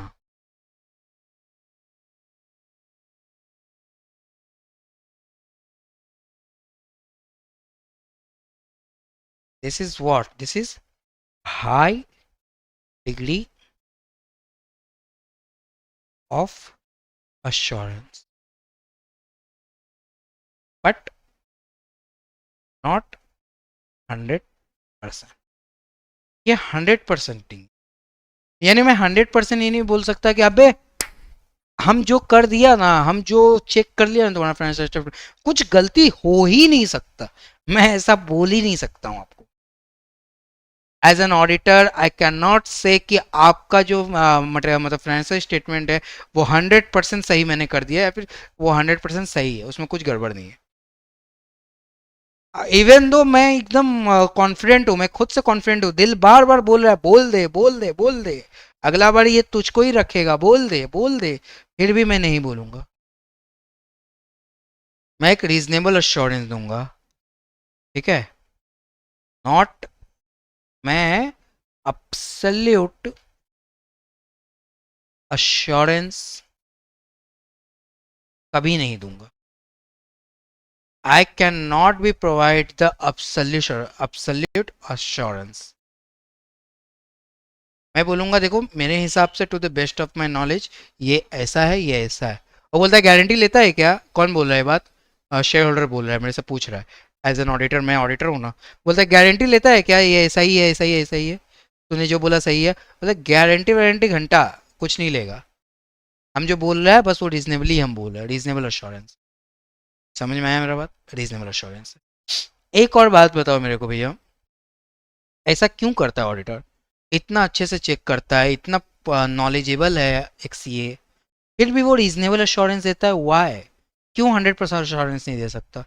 कारण बहुत सारा है, ठीक है, और इस कारण को हम लोग पढ़ते जानते हो कौन सा टॉपिक में, इनहेरेंट रीजन, ठीक है, why, due to inherent limitation, हम लोग इसको पढ़ेंगे, नॉट नाउ बट हम लोग पढ़ेंगे। इसमें क्या होता है जानते हो, इनहेरेंट लिमिटेशन में, इनहेरेंट लिमिटेशन में हम लोग ये देखते हैं कि ऑडिटर जो भी काम कर रहा है ना, क्या मैंने बोला, ऑडिटर जो भी काम कर रहा है इनहेरेंट, वो उसका एक लिमिटेशन है, मतलब अब जरा पहले तो ये देखो कि कोई आदमी ना 365 दिन रोज सोच रहा था कि हम ये फ्रॉड करेंगे ये फ्रॉड करेंगे, ये ऐसे होगा ये ऐसे होगा, उसका मास्टर प्लान है ये। क्या लगता है 15-20 दिन में तुम उसका मास्टर प्लान समझ जाओगे, किसी भी और मास्टर प्लान को समझने के लिए 15-20 दिन इनफ है भैया। नॉलेजेबल है ना, बहुत ज़्यादा नॉलेजेबल है ना ऑडिटर लोग, है तो क्या हुआ, फ्रॉड फ्रॉड होता है गुरु। हाँ, आप एरर कुछ हुआ है अगर फाइनेंशियल स्टेटमेंट में, वो पकड़ में आ जाता है कभी कभी कि यार फाइनेंशियल स्टेटमेंट एरर हुआ है, लेकिन क्या लगता है आपको 100% आपका है। फ्यूचर में क्या हो रहा है, क्या इसका आप गारंटी दे सकते हो, आज आपने बोल दिया कि यार देखो तुम्हारा जो बिजनेस है ना एकदम चकाचक है, कुछ नहीं होने वाला है, बहुत अच्छा है, एकदम 100% मैं दावा कर रहा हूँ तुम्हारा बिजनेस एकदम सही है। फ्यूचर में तुम प्रेडिक्ट कर सकते हो, फ्यूचर का प्रेडिक्शन बोल सकते हो फ्यूचर में भी अच्छा चलेगा। आपको पता होगा जब आप लॉ पढ़ते होंगे कि वहां पर लिखा हुआ है कि एक ऑडिटर जो है ना 20 कंपनी से ज़्यादा ऑडिट नहीं कर सकता, लॉ में लिखा हुआ है, यहाँ पर भी हम लोग पढ़ेंगे। एज एन ऑडिटर मैं 20 कंपनी से ज़्यादा मतलब 20 क्लाइंट से ज़्यादा ऑडिट नहीं कर सकता। अब वो 20 जो है ना वो बड़ा बड़ा है, ठीक है, छोटा छोटा में मैं 20 से ज़्यादा भी कर सकता हूँ।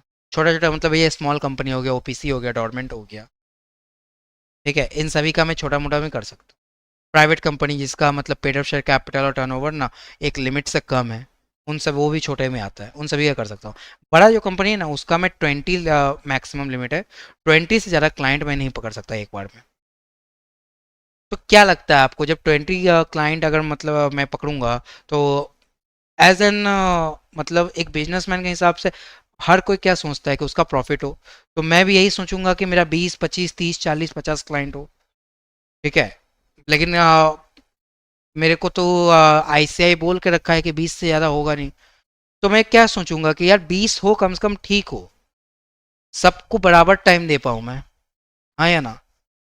तो अगर सारा टाइम तुमको दे दूंगा तो सबको टाइम क्या घंटा दूंगा, तो ये भी एक रीज़न हो सकता है इनहेरेंट लिमिटेशन का। फिर एक और रीज़न होता है तुम्हारा पैसा, बाप बड़ा ना भैया सबसे बड़ा रुपया बोलते हैं ना हम लोग, एक्चुअली में इसका मतलब क्या है कि पैसा बड़ा चीज़ है। आज मैं आपका ऑडिट करता हूँ 15-20 दिन, मेरे को लगता है मैं कितना चार्ज करता हूँ आपसे, 30 लाख रुपया से एग्जाम्पल, आप थोड़े बड़े क्लाइंट हो मतलब बड़े कंपनी, मैं आपसे 30 लाख रुपया चार्ज करता हूँ, सपोज अगर मैं ये 30 लाख रुपया चार्ज ना करूं, ठीक है, आप मेरे को बोल रहे हो कि भाई मेरे को 100% अश्योरेंस चाहिए, एब्सोल्यूट अश्योरेंस चाहिए, तो मैं आपको क्या बोलूंगा, ठीक है 30 करोड़ रुपया दे दो मेरे को, सारा आपका ही काम करूंगा। इज इट पॉसिबल कि वो मेरे को 30 करोड़ दे पाएगा? हाँ, मैं तो यही बोलूंगा ना कि यार देखो मैं यहाँ यहाँ काम नहीं करता हूँ, उन लोग का काम भी तुम्हारे मतलब उन लोग का काम नहीं करके वो टाइम तुम्हारे यहाँ पर डिवोट करता हूँ, बट आप मेरे को 30 करोड़ रुपया दे दो, ऐसा करोगे भैया? चलिए एक हाइपोथेटिकल सिचुएशन मान लीजिए वो कर भी देता है, फिर भी कर सकते हो क्या? नहीं कर सकते, बाकी सारा कंडीशंस को भी हमको मद्देनजर रखना है। तो भैया आपका बोलने का मतलब है ये जो ऑडिट किया जा रहा है, ये हाई डिग्री ऑफ अश्योरेंस जो मिल रहा है, ये तो फालतू है। अगर हमको सिर्फ हाई डिग्री ऑफ अश्योरेंस चाहिए तो कोई भी दे देगा मेरे को, मार्क माय वर्ड, कोई भी दे देगा, और एक ऑडिटर देता है, दोनों में अंतर है। ठीक है, एक जाहिल आदमी से आप पूछोगे कि भाई तू मेरे को बता कि ये फाइनेंशियल स्टेटमेंट है, देख के बता कि क्या क्या चल रहा है, और एक ऑडिटर से पूछ रहे हो, auditor has an competent knowledge. आप जरा खुद के बारे में सोचो, आप अभी इंटर में क्या पढ़ रहे हो? लॉ पढ़ रहे हो, टैक्स पढ़ रहे हो, अकाउंट्स पढ़ रहे हो, ऑडिट पढ़ रहे हो, एसएम पढ़ रहे हो, एसएम से आपको बिजनेस का नॉलेज आ रहा है, एफएम से आपको तुम्हारा फाइनेंशियल मैनेजमेंट का नॉलेज आ रहा है, कॉस्ट से तुमको खर्चे वर्चे का नॉलेज आ रहा है, तुम्हारा पास इतना नॉलेज है, और तुम इस नॉलेज के बेसिस पे जब तुम किसी को ये अश्योरेंस दोगे ना, तो वो अश्योरेंस बेस्ट होगा, वो अश्योरेंस जो है वो बेस्ट होगा, 100% वो बेस्ट होगा। समझ में आया मेरा बात? नहीं समझ में आया तुमको?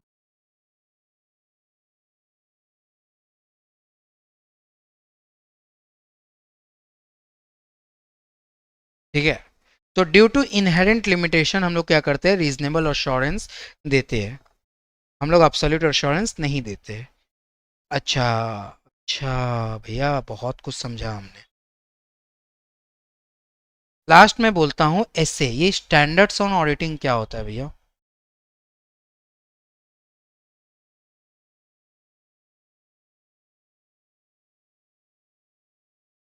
जिस तरह से आप लॉ पढ़ते हो, लॉ में आपको सेक्शंस पढ़ना पड़ता है, अगर आप लॉ के अलावा अगर आप अकाउंट्स पढ़ते हो, अकाउंट्स में आपको अकाउंटिंग स्टैंडर्ड्स पढ़ना पड़ता है, और उसी के बेसिस पे आप सारा काम करते हो। सपोज मान लो अगर आपको लॉ में से एग्जांपल आपको क्या करना है, स्वेट इक्विटी शेयर इशू करना है, तो एज पर सेक्शन 54 आपको फॉलो करना होगा, कंपनीज एक्ट की बात बता रहा हूँ, हाँ या ना?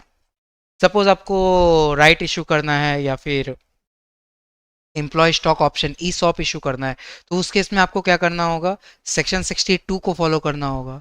सपोज आपको बायबैक करना है, सेक्शन 68 को फॉलो करना है, 71, ठीक है, 42, 42 में क्या था, प्राइवेट प्लेसमेंट अगर आपको करना है तो आपको 42 सेक्शन को फॉलो करना है। अगर आपको अकाउंट्स में आ जाओ, सपोज आपको मान लो कि आपके यहाँ पर प्लांट एंड मशीनरीज है, तो आपको अकाउंटिंग स्टैंडर्ड 10 फॉलो करना है। कॉन्सोलेशन कर रहे हो तो एस 21, 23, 27 के अकॉर्डिंग हमको कॉन्सोलेशन करना है, कैश फ्लो बना रहे हो 4 के हिसाब से बना, एस 4। तो यहाँ पर आपका हर एक पर्टिकुलर टास्क के लिए एक पर्टिकुलर अकाउंटिंग स्टैंडर्ड, अकाउंट्स में एंड लॉ में आपका सेक्शंस दिया हुआ है। सेम टू सेम यहाँ पर बोलता है कि तुम्हारा काम क्या है, तुम क्या बोलता है, तुम बोलता है कि तुमको रोमम खोजना है कि कोई मिस्टेक है कि नहीं, मिस स्टेटमेंट है कि नहीं कंपनी में, तो तुम खोजो, एप्लीकेबल एफआरएफ है कि नहीं, हाँ तुम वो भी खोजो। लेकिन ये काम तुम जो करेगा ना, वो काम हम तुमको बताएगा, उसके लिए हम एक स्टैंडर्ड्स बनाएगा। स्टैंडर्ड्स का मतलब क्या होता है, बेसिकली आप बोल सकते हो there is an benchmark. Standards को आप एक और नाम दे सकते हो, स्टैंडर्ड्स को आप बोलो बेंचमार्क। आपको एक बेंचमार्क सेट करके दे रहा है कि आप इस बेंचमार्क के अकॉर्डिंग अपना फाइनेंशियल स्टेटमेंट बनाओ, अपना बाकी सारा चीज बनाओ, तो आपका क्या होगा, अच्छा होगा। समझ में आया कि नहीं? अदरवाइज आपका थोड़ा सा प्रॉब्लम हो सकता है। हाँ कि ना? बोलो बोलो, हाँ कि ना?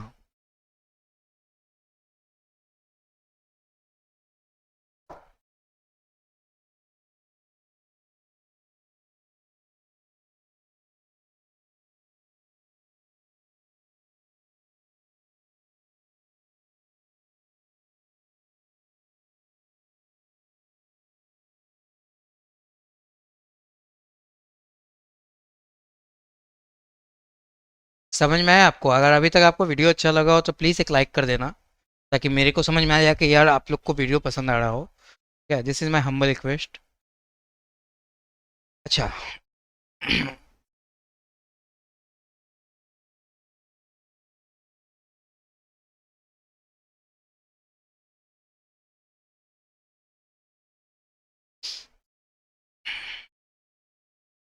भैया, एक समरी बताओ। अब मैं जो बताने वाला हूँ ना, प्लीज़ प्लीज़ प्लीज़ ध्यान से सुनना। हम लोग क्लास एंड की तरफ है, और अभी तक जितना भी मैंने पढ़ाया है सबका एक क्विक रिवीजन करूँगा। मेरे आँखों में देखो, ठीक है? प्यार से देखना।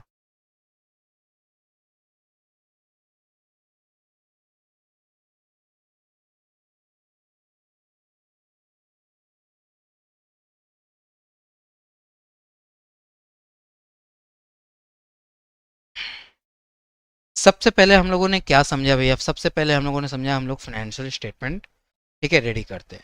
फाइनेंशियल स्टेटमेंट रेडी करते हैं ना, तो उसमें रिलायबिलिटी का इशू होता है। रिलायबिलिटी का इशू किसको होता है? ऑब्वियस सा बात है, हमारे यहाँ पर दो विंग्स है कंपनी में। एक शेयर होल्डर होता है, एक हमारा बोर्ड ऑफ डायरेक्टर होता है। बोर्ड ऑफ डायरेक्टर पूरा फाइनेंशियल स्टेटमेंट को बनाता है, ठीक है, और शेयर होल्डर क्या करता है? पैसा लगाता है। शेयर होल्डर को थोड़ा सा डर लगता है कि यार ये बोर्ड ऑफ डायरेक्टर सही से बनाया है कि नहीं, कुछ फ्रॉड किया होगा क्या, या कुछ एरर हो गया होगा तो क्या इससे, ठीक है? अगर ऐसा कुछ हो गया होगा तो शेयर होल्डर खुद जाके चेक नहीं करता है। वो क्या करता है, एक ऑडिटर को अपॉइंट कर देता है। ऑडिटर कौन होता है भैया? एक इंडिपेंडेंट आदमी होता है, ठीक है, जिसको पैसा तो पेमेंट करता है कंपनी यानी कि बोर्ड ऑफ डायरेक्टर, लेकिन वो उसका बात नहीं मानता है। वो बोलता है कि बाबू देखो, पैसा तुम पेमेंट कर रहे हैं, तुम्हारा ये है, मतलब तुमको पेमेंट करना है, तुम्हारा राइट्स है। ये मतलब हमारा राइट्स है कि हम आपसे ही पेमेंट लेंगे, लेकिन हम तुम्हारे बात पे हम नहीं चलेंगे। हम खुद के हिसाब से अपना पूरा अकाउंट्स, मतलब हम तुम्हारा चेकिंग करेंगे, हम तुम्हारा चेकिंग करेंगे। मार्क माई वर्ड, चेकिंग नहीं बोलेंगे, अब से हम क्या बोलेंगे? ऑडिट बोलेंगे। हम ऑडिटर हैं, हम ऑडिट करेंगे। ऑडिट करेंगे मतलब क्या होता है भैया? भैया, ऑडिट करेंगे मतलब होता है, audit is an independent examination of an financial information. Independent examination है, मतलब तुम्हारा बोलने से हम नहीं काम करेंगे, हम खुद से काम करेंगे। मेरा हाथ में जो लगेगा, हम अपने दिमाग कुछ लगाएंगे, उस दिमाग के बेसिस पे हम तुम्हारा एक पर्टिकुलर स्लिप लेंगे, उसको चेक करेंगे, ऑडिट करेंगे उसका, ठीक है? Financial independent examination of an financial information of an entity. Entity जैसे दिमाग में आया आपके दिमाग में, मतलब जैसे मुंह में आया एंटिटी, आपके दिमाग में क्या आना चाहिए? वेदर प्रॉफिट ओरिएंटेड और not, irrespective of its size और लीगल फॉर्म, ठीक है? Irrespective of its size, legal form, ठीक है? उसके बाद क्या आता है आपका? Such an audit is conducted with a view to express an opinion thereon. Such an audit is conducted with a view to express an opinion thereon. मतलब क्या होता है भैया? एंटिटी चाहे गरीब है, अमीर है, ठीक है, चाहे वो लीगल रजिस्टर्ड है, अनरजिस्टर्ड है, ठीक है, चाहे वो 100 करोड़ कमाता है, 1 करोड़ कमाता है, डजेंट मैटर, मेरे को उसका ऑडिट करना है। क्या भैया ऑडिट करना मैंडेटरी है? नहीं, मैंडेटरी नहीं है, वॉलेंट्रीली है। लेकिन क्या मैंडेटरी हो सकता है? हाँ, 100% हो सकता है। एक एग्जाम्पल दो भैया, आपका टैक्स ऑडिट। 3CD फॉर्म आपको फाइल करना होता है। गुड्स, अगर मान लो कि एक टर्नओवर लिमिट है 1 करोड़ या फिर 10 करोड़ का, अगर गुड्स का आप टर्नओवर कर रहे हो, क्रॉस करता है लिमिट को, तो आप ऑडिट कर सकते हो। या फिर सर्विस के केस में 50 लाख का है, ये लिमिट अगर क्रॉस करता है तो आपको ऑडिट करना पड़ेगा। 44 AB, सेक्शन क्या होता है इसका? 44 AB। वॉलेंट्रीली कर सकते हैं क्या भैया? 100% आप वॉलेंट्रीली भी ऑडिट कर सकते हो। अच्छा, वॉलेंट्रीली ऑडिट क्यों करते हैं भैया? रिलायबिलिटी चेक करने के लिए करते हैं। एम्प्लॉय हमारा कुछ गड़बड़ कर रहा है कि नहीं, वो उसके लिए करते हैं, क्योंकि अगर सबको पता चल गया ना यहाँ पर ऑडिट हो रहा है, तो वो लोग ना गड़बड़ी कम करेंगे। वो लोग क्या करेंगे? गड़बड़ी कम करेंगे। फाइनेंशियल स्टेटमेंट का चेकिंग करने के लिए हम लोग करते हैं, फाइनेंशियल परफॉर्मेंस चेक करने के लिए करते हैं, और बहुत सारा है, लाइक आपका क्रेडिटर्स हो गया, गवर्नमेंट हो गया, ये सब ना कंपनी में इन्वेस्ट करते हैं, इनका इंटरेस्ट होता है कंपनी के साथ। गवर्नमेंट का क्या इंटरेस्ट हो गया कि भाई टैक्स वगैरह अच्छे से देगा। क्रेडिटर का क्या इंटरेस्ट हो गया? भाई मेरा जो उधारी है वो चुका देगा। एम्प्लॉय का क्या इंटरेस्ट होगा? कि भाई मेरे को सैलरी दे देगा। शेयर होल्डर्स का क्या इंटरेस्ट होगा? कि भाई मेरे को ये सब कुछ दे देगा, मतलब मेरे को रिटर्न वगैरह अच्छा मिलेगा कि नहीं, कंपनी चल पाएगी कि नहीं। इन सभी के इंटरेस्ट को प्रोटेक्ट करने के लिए भी हम लोग ऑडिट करवाते हैं, ताकि इन लोग को एक रिलायबिलिटी हो जाए कि नहीं यार, ये बंदा जो बोल रहा है ना वो सही बोल रहा है। इसके अलावा अगर आप ध्यान से देखो तो ऑडिट में ना ऑडिटर को सब काम करना होता है, सब काम करना होता है, नहीं। ये बात जो है, ये जो बात हमने लिखा है उसको दिमाग में रख के उसको काम करना होता है। पहला बात क्या लिखा मैंने, ये देखो, ROMM risk of material misstatement. दूसरा बात क्या लिखा, एप्लीकेबल एफआरएफ। ऑडिटर को चेक करना होता है कि क्या पूरे फाइनेंशियल स्टेटमेंट में, फाइनेंशियल स्टेटमेंट मतलब भैया PL, balance sheet, cash flow, changes of equity, notes to account, ठीक है, इन सभी में क्या कुछ मटेरियल मिस स्टेटमेंट है क्या, यानी कि risk of material miss statement है क्या हमारे फाइनेंशियल स्टेटमेंट में, है कि नहीं वो मेरे को बता दो, और उसके बेसिस पे हम लोग अपना एक रीजनेबल अश्योरेंस दे देंगे। अब रिस्क का मतलब क्या हुआ, रिस्क का मतलब हुआ कि पॉसिबल, ठीक है, मिस स्टेटमेंट हो सकता है, पॉसिबल मिस स्टेटमेंट हो सकता है, चाहे वो फ्रॉड के थ्रू हो या फिर एरर के थ्रू हो। अब ये फ्रॉड मतलब इंटेंशनली किया, एरर मतलब अनइंटेंशनली हो गया। भैया जो फ्रॉड के थ्रू मिस स्टेटमेंट हुआ है, क्या उसको पकड़ना मुश्किल है क्या? हाँ बहुत मुश्किल है। अच्छा भैया ये मटेरियल मतलब क्या होता है, मटेरियल इज अ टर्म, ठीक है, जो हम लोग मटेरियलिटी टॉपिक में हम लोग पढ़ेंगे। फिलहाल के लिए मैं बता दूं, सपोज मान लो कि आपका 100 करोड़ का टर्नओवर है। अब मेरे को चेक करना है, आप ध्यान से देखो, 100 करोड़ का टर्नओवर है ना, उसका 1% लूंगा, 1 करोड़। अब मैं चेक करूंगा, सपोज मैं खर्चा चेक कर रहा हूँ, एक्सपेंस, एक्सपेंस में मैं देखूंगा जिसका भी जो एक्सपेंस का वैल्यू 1 करोड़ का ऊपर है ना, उसको चेक करूंगा, बाकी को छोड़ दूंगा। क्यों छोड़ दूंगा? क्योंकि हम लोग सैंपल बेसिस पे चेक करते हैं। अरे भाई एक गोदाम है, उस गोदाम में बहुत सारा चावल का बोरी रखा हुआ है, सपोज 2000 3000 चावल का बोरी रखा हुआ है। अब सबको चेक करोगे क्या कि इसका कैसा है इसका कैसा है? नहीं। आप क्या करोगे, एक सपोज मान लो 15 20 तो चावल का बोरी उठाओगे, उसको चेक करोगे। और ये 15 20 चावल का बोरी ऑब्वियस सा बात है उसी गोदाम में से एक होना चाहिए। ऐसा नहीं है 15 20 बाहर से लाए हो और बस चेक कर रहे हो, ऐसा नहीं होना चाहिए। समझा कि नहीं मेरा बात? तो दिस इज मटेरियलिटी। मटेरियलिटी का मतलब क्या हुआ, ठीक है, एक मटेरियल टर्म मेरे को चाहिए, मतलब जो इंपॉर्टेंट है, इंपॉर्टेंट चीज का चेक करेंगे। 10 रुपया 5 रुपया 20 रुपया का चेक करके क्या फायदा? समझा कि नहीं मेरा बात?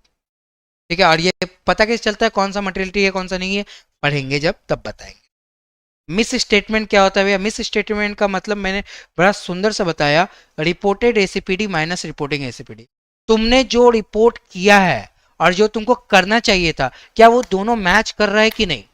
अगर वो मैच कर रहा है तो इट्स वेरी गुड, अगर नहीं कर रहा है इट्स वेरी बैड। क्या रिपोर्ट करना चाहिए था भैया? देखो ना, 4 चीज, amount, classification, presentation, disclosure. Amount, classification, presentation, disclosure, ये 4 चीज तुमको रिपोर्ट करना चाहिए था। अगर नहीं किया तो प्रॉब्लम है, यहाँ पर मिस स्टेटमेंट है। अमाउंट का मतलब सेल्स का वैल्यू 1 करोड़ रुपया है तो 1 करोड़ इज अमाउंट, 1 करोड़ लिखना चाहिए था, 1 करोड़ ही लिखा है तो वेरी गुड। क्लासिफिकेशन का मतलब क्या हुआ भैया? Non current liabilities, current liabilities, जो वैल्यू करंट लाइबिलिटीज में लिखना चाहिए उसको करंट में लिखो, जिसको नॉन करंट में लिखना चाहिए उसको नॉन करंट में लिखो, जिसको एसेट्स में लिखना चाहिए उसको एसेट्स में लिखो, जिसको एक्सपेंस में लिखना चाहिए उसको एक्सपेंस में लिखो। प्रेजेंटेशन का मतलब क्या हो गया भैया? शेड्यूल 3 का जो प्रेजेंटेशन है उसको फॉलो करो, अगर तुम्हारे पास शेड्यूल 3 है अप्लाई होता है तो। अगर नहीं होता है तो जो अप्लाई होता है उसके हिसाब से आप अपना स्टेटमेंट बनाओ। डिस्क्लोजर मतलब भैया एडिक्वेट डिस्क्लोजर दो, क्या मैंने बोला? एडिक्वेट डिस्क्लोजर दो। एडिक्वेसी का मतलब क्या हुआ भैया? सब कुछ खोल के बताओ। गलत ना समझो मेरे भाई, गलत मत समझ, खोल के बताओ मतलब सब कुछ प्रॉपरली बताओ मेरे को, ठीक है। टर्मिनोलॉजीज जो भी है वो बताओ मेरे को, अदर रिलेवेंट्स जो भी डेटा है वो मेरे को बताओ, ठीक है। सपोज डिस्क्लोजर तुमने गलत दिया, जो देना चाहिए था वो नहीं दिया, दूसरा कुछ दे दिया, तो तुम इसका मतलब वहां पर मिस स्टेटमेंट है, ठीक है। पॉसिबल मिस स्टेटमेंट या मिस्टेक हो सकता है, ठीक है। चलो, उसके बाद मैंने क्या बताया भैया, उसके बाद अच्छा ये जो बताया ना ऑब्जेक्टिव, इसको मैंने यहाँ पर लिखा है, ठीक है, ये वाला जो भी लिखा हुआ है इसको मैंने यहाँ पर लिखा हुआ है, ठीक है। आप उसको एक बार देखना। डोंट बी गेट फियर, जितना भी लिखा हुआ है सब मैं आपको एक पर्टिकुलर मेरे हैंड रिटेन नोट्स में लिख के दूंगा। ठीक है, कहाँ पर वो नोट्स मिलेगा, वीडियो में बने रहो, बताता हूँ।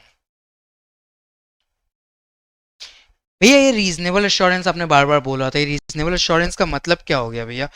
रीजनेबल एश्योरेंस का मतलब this is high degree of assurance but not 100% true. ये एक हाई डिग्री ऑफ एश्योरेंस है लेकिन 100% नहीं है। और एब्सोल्यूट एश्योरेंस का मतलब क्या हो गया भैया? ये 100% होता है। तो क्या हम ऑडिटर एब्सोल्यूट एश्योरेंस नहीं देता है? क्या नहीं देता है? 100% एश्योरेंस कभी नहीं देता है वो हमेशा बोलता है कि हम रीजनेबल एश्योरेंस देंगे। ये हाई डिग्री ऑफ एश्योरेंस है लेकिन ये 100% सही नहीं है, मतलब 100% एश्योरेंस नहीं है। और ऐसा क्यों होता है भैया? इनहेरेंट लिमिटेशन के कारण होता है। इनहेरेंट लिमिटेशन का मतलब क्या हो गया भैया? पैसा पैसा, टाइम, टाइम का रिस्ट्रेंटमेंट है, ठीक है, मनी का रिस्ट्रेंटमेंट है, फीस बोलो, ठीक है, फीस बोलो, फ्यूचर अनसर्टेनिटी है, फ्यूचर इवेंट का रिस्ट्रेंटमेंट है, ठीक है। जो भी तुम्हारा फाइनेंशियल स्टेटमेंट जो होता है is an judgement is prepared by board of director, ये सारा चीज़ का रिस्ट्रेनमेंट है, ठीक है। हमारे पास ज़्यादा टाइम नहीं है, तुमको इतना टाइम दे पाएंगे हम। हमारे पास तुम जितना पैसा देता है ना हमको, बहुत कम है, हमको और चाहिए। तुम जो कंपनी में तुम्हारा फ्यूचर इवेंट हम थोड़ी ना प्रेडिक्ट कर पाएंगे, हम थोड़ी ना ज्योतिषी है कि हम तुम्हारा फ्यूचर में जो होगा वो बता पाएंगे। हम अभी बोल देंगे सब कुछ ठीक है, सब कुछ ठीक है, फ्यूचर में अगर गड़बड़ हो गया तो तुम मेरे को पकड़ेगा, आया ना? फाइनेंशियल स्टेटमेंट चेक करना, ठीक है। हम इन्वेस्टिगेशन नहीं करते हैं। हम क्या नहीं करते? इन्वेस्टिगेशन नहीं करते। ये इन्वेस्टिगेशन नहीं करते मतलब भैया, अच्छा ये ऑडिट और इन्वेस्टिगेशन अलग अलग है क्या? मेरे को एक बात बताओ, तुम 100% अलग अलग है। डिफरेंस क्या है भैया, ये मेरे को बता दो, जरा समझो। इन्वेस्टिगेशन का मतलब है कि हम तुमको मार पीट के एकदम कुत्ता ऐसा दौड़ा के हम तुमसे सच उगलवाएंगे, ठीक है। ऑडिट का मतलब क्या हुआ? ओवरलुक करना, चेक करना, पूछना, मारना नहीं। सपोज मान लो कि आपका, अब एक एग्जांपल लेते हैं, ठीक है। सपोज मान लो आपने चोरी किया, आपके ऊपर इन्वेस्टिगेशन हो रहा है, ठीक है। इन्वेस्टिगेशन ऑफिसर बोला, सुन, ये पर्टिकुलर डेटा मेरे को चाहिए, अभी 10 मिनट में मेरे को मिल जाना चाहिए, ठीक है। तुम क्या बोले? नहीं देंगे, जाओ क्या करना है। तो वो बेचारा कुछ नहीं करेगा, बड़ा सा लाठी, उसके ऊपर तेल, और अपना काम चालू। उसके बाद 5 मिनट बाद तुम डेटा पूरा दे देगा, ठीक है। सेम काम ऑडिटर नहीं करेगा। उसको अगर अगर मान लो वो तुमसे कुछ डेटा मांगता है, तुम नहीं दे पाया, तो वो तुमसे रीजन पूछेगा। अगर रीजन सही है तो ठीक है, अगर नहीं सही है तो वो उसको अपना सब्सिक्वेंट ऑडिट प्रोसीजर परफॉर्म करेगा। सब बताऊंगा बाद में।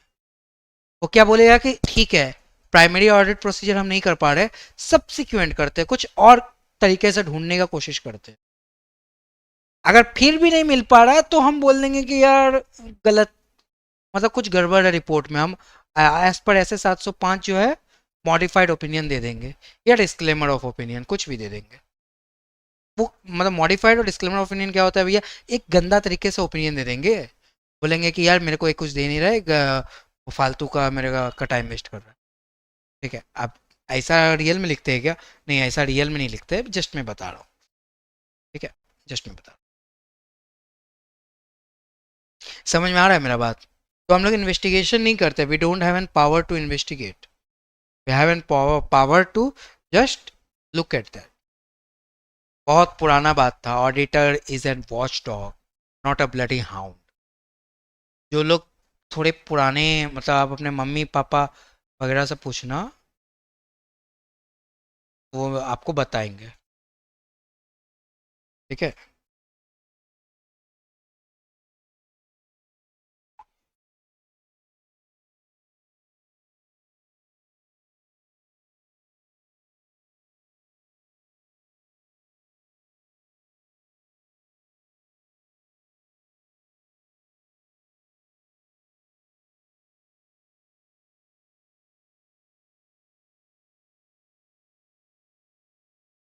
समझा कि नहीं मेरा बात तुम? तुमको समझ में आया? Why due to the inherent limitation, ये समझ में आ गया, वेरी गुड। अच्छा, रीजनेबल अश्योरेंस, ठीक है, ये तो हो गया। बस, नहीं है, बस इतना ही।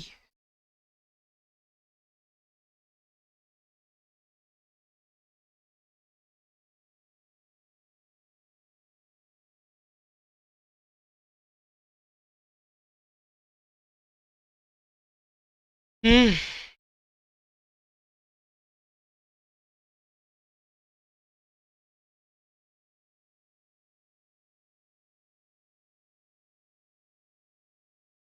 अच्छा, तुम लोग को मैं बता देता हूँ, ठीक है।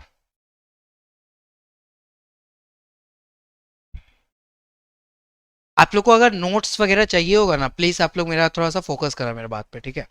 If you want notes related to मैं जो भी लिखूंगा, या फिर ये जो मैंने लिखा है ये नोट्स वगैरह आपको चाहिए होगा, तो मेरा टेलीग्राम चैनल है, वो टेलीग्राम चैनल पे आपको मिल जाएगा।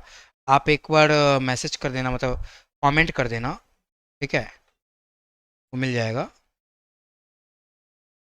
या फिर आप, ठीक है, एच डी क्लासेस बोल के सर्च कर लेना, ठीक है, यूट्यूब में, टेलीग्राम में, तो वहाँ पर भी आपको मिल जाएगा, ठीक है, ये टेलीग्राम चैनल। इसके अलावा अगर मैं अगर बोलूँ कि नोट्स के बारे में, तो आप डायरेक्टली सर को मैसेज कर देना, ये जो नीचे में देखना आपको ना बहुत सारा नंबर्स दिए हैं, किसी में एक भी मैसेज कर देना रिगार्डिंग नोट्स, तो मैं आपको एज अ डायरेक्टली व्हाट्सएप में ही नोट्स प्रोवाइड कर दूँ, ठीक है, डजेंट मैटर, वो आपको मिल जाए। सेकेंड बात, जितना भी मैंने आपको पढ़ाया है ना, प्लीज़ प्लीज़ प्लीज़ आप इन सभी चीज़ को फोकस करके पढ़ो पहले, ठीक है। क्योंकि पहले तो आपको अंडरस्टैंडिंग करना होगा, अपने दिमाग में रिटेन करना होगा हर एक मैटर्स को, जो जो मैंने आपको बोला। डेफिनेशन वाइज बात करूं तो मैंने दो ही डेफिनेशन अच्छे से अभी आपको अब करवाया है, सिर्फ एक ओवरऑल ऑब्जेक्टिव एंड एक आपका व्हाट इज एन ऑडिट, बस। बाकी सारा चीज़ आपको सिर्फ मैंने मगअप करवाया है, सिर्फ दिखाया है, ठीक है, जस्ट आपको गो थ्रू करवाया है, बाकी सब चीज़। हर एक चैप्टर, इंडिविजुअल चैप्टर्स में इन सभी का डिस्कशन सेपरेटली किया जाएगा, इसीलिए मैंने इसको अभी नहीं किया, अभी हम लोग का इंट्रोडक्शन क्लास है। नेक्स्ट क्लास में हम लोग क्या करेंगे, आपको अभी से मैं बता देता हूँ।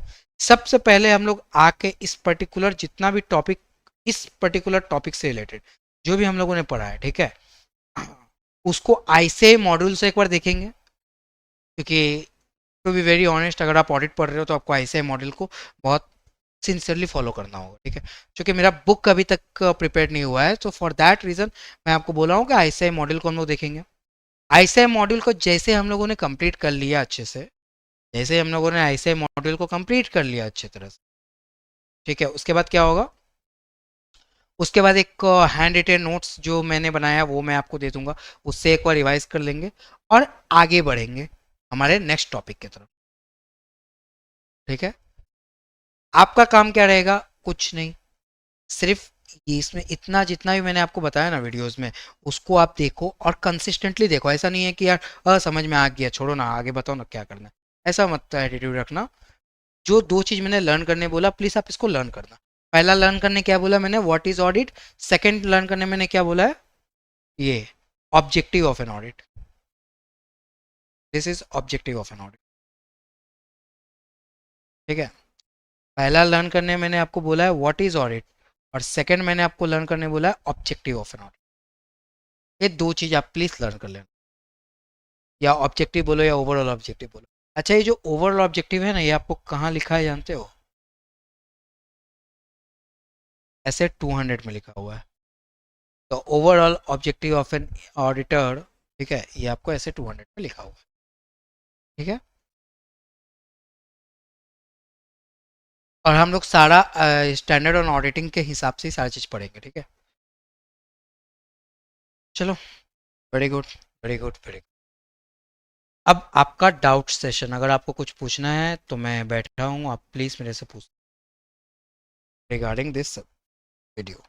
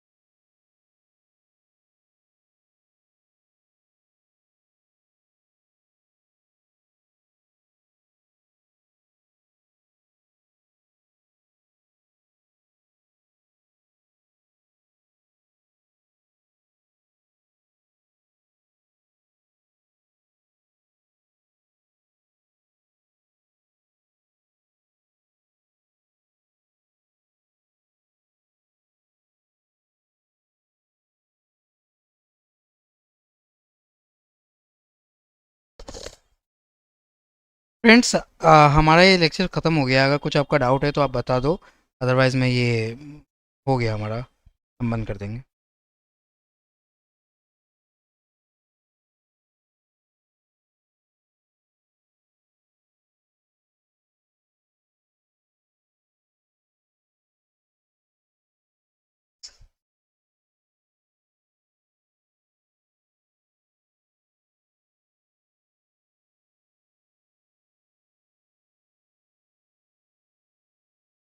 सो thank you for today's class. मिलते हैं नेक्स्ट वीडियो में, तब तक के लिए कीप लर्निंग, कीप वॉचिंग।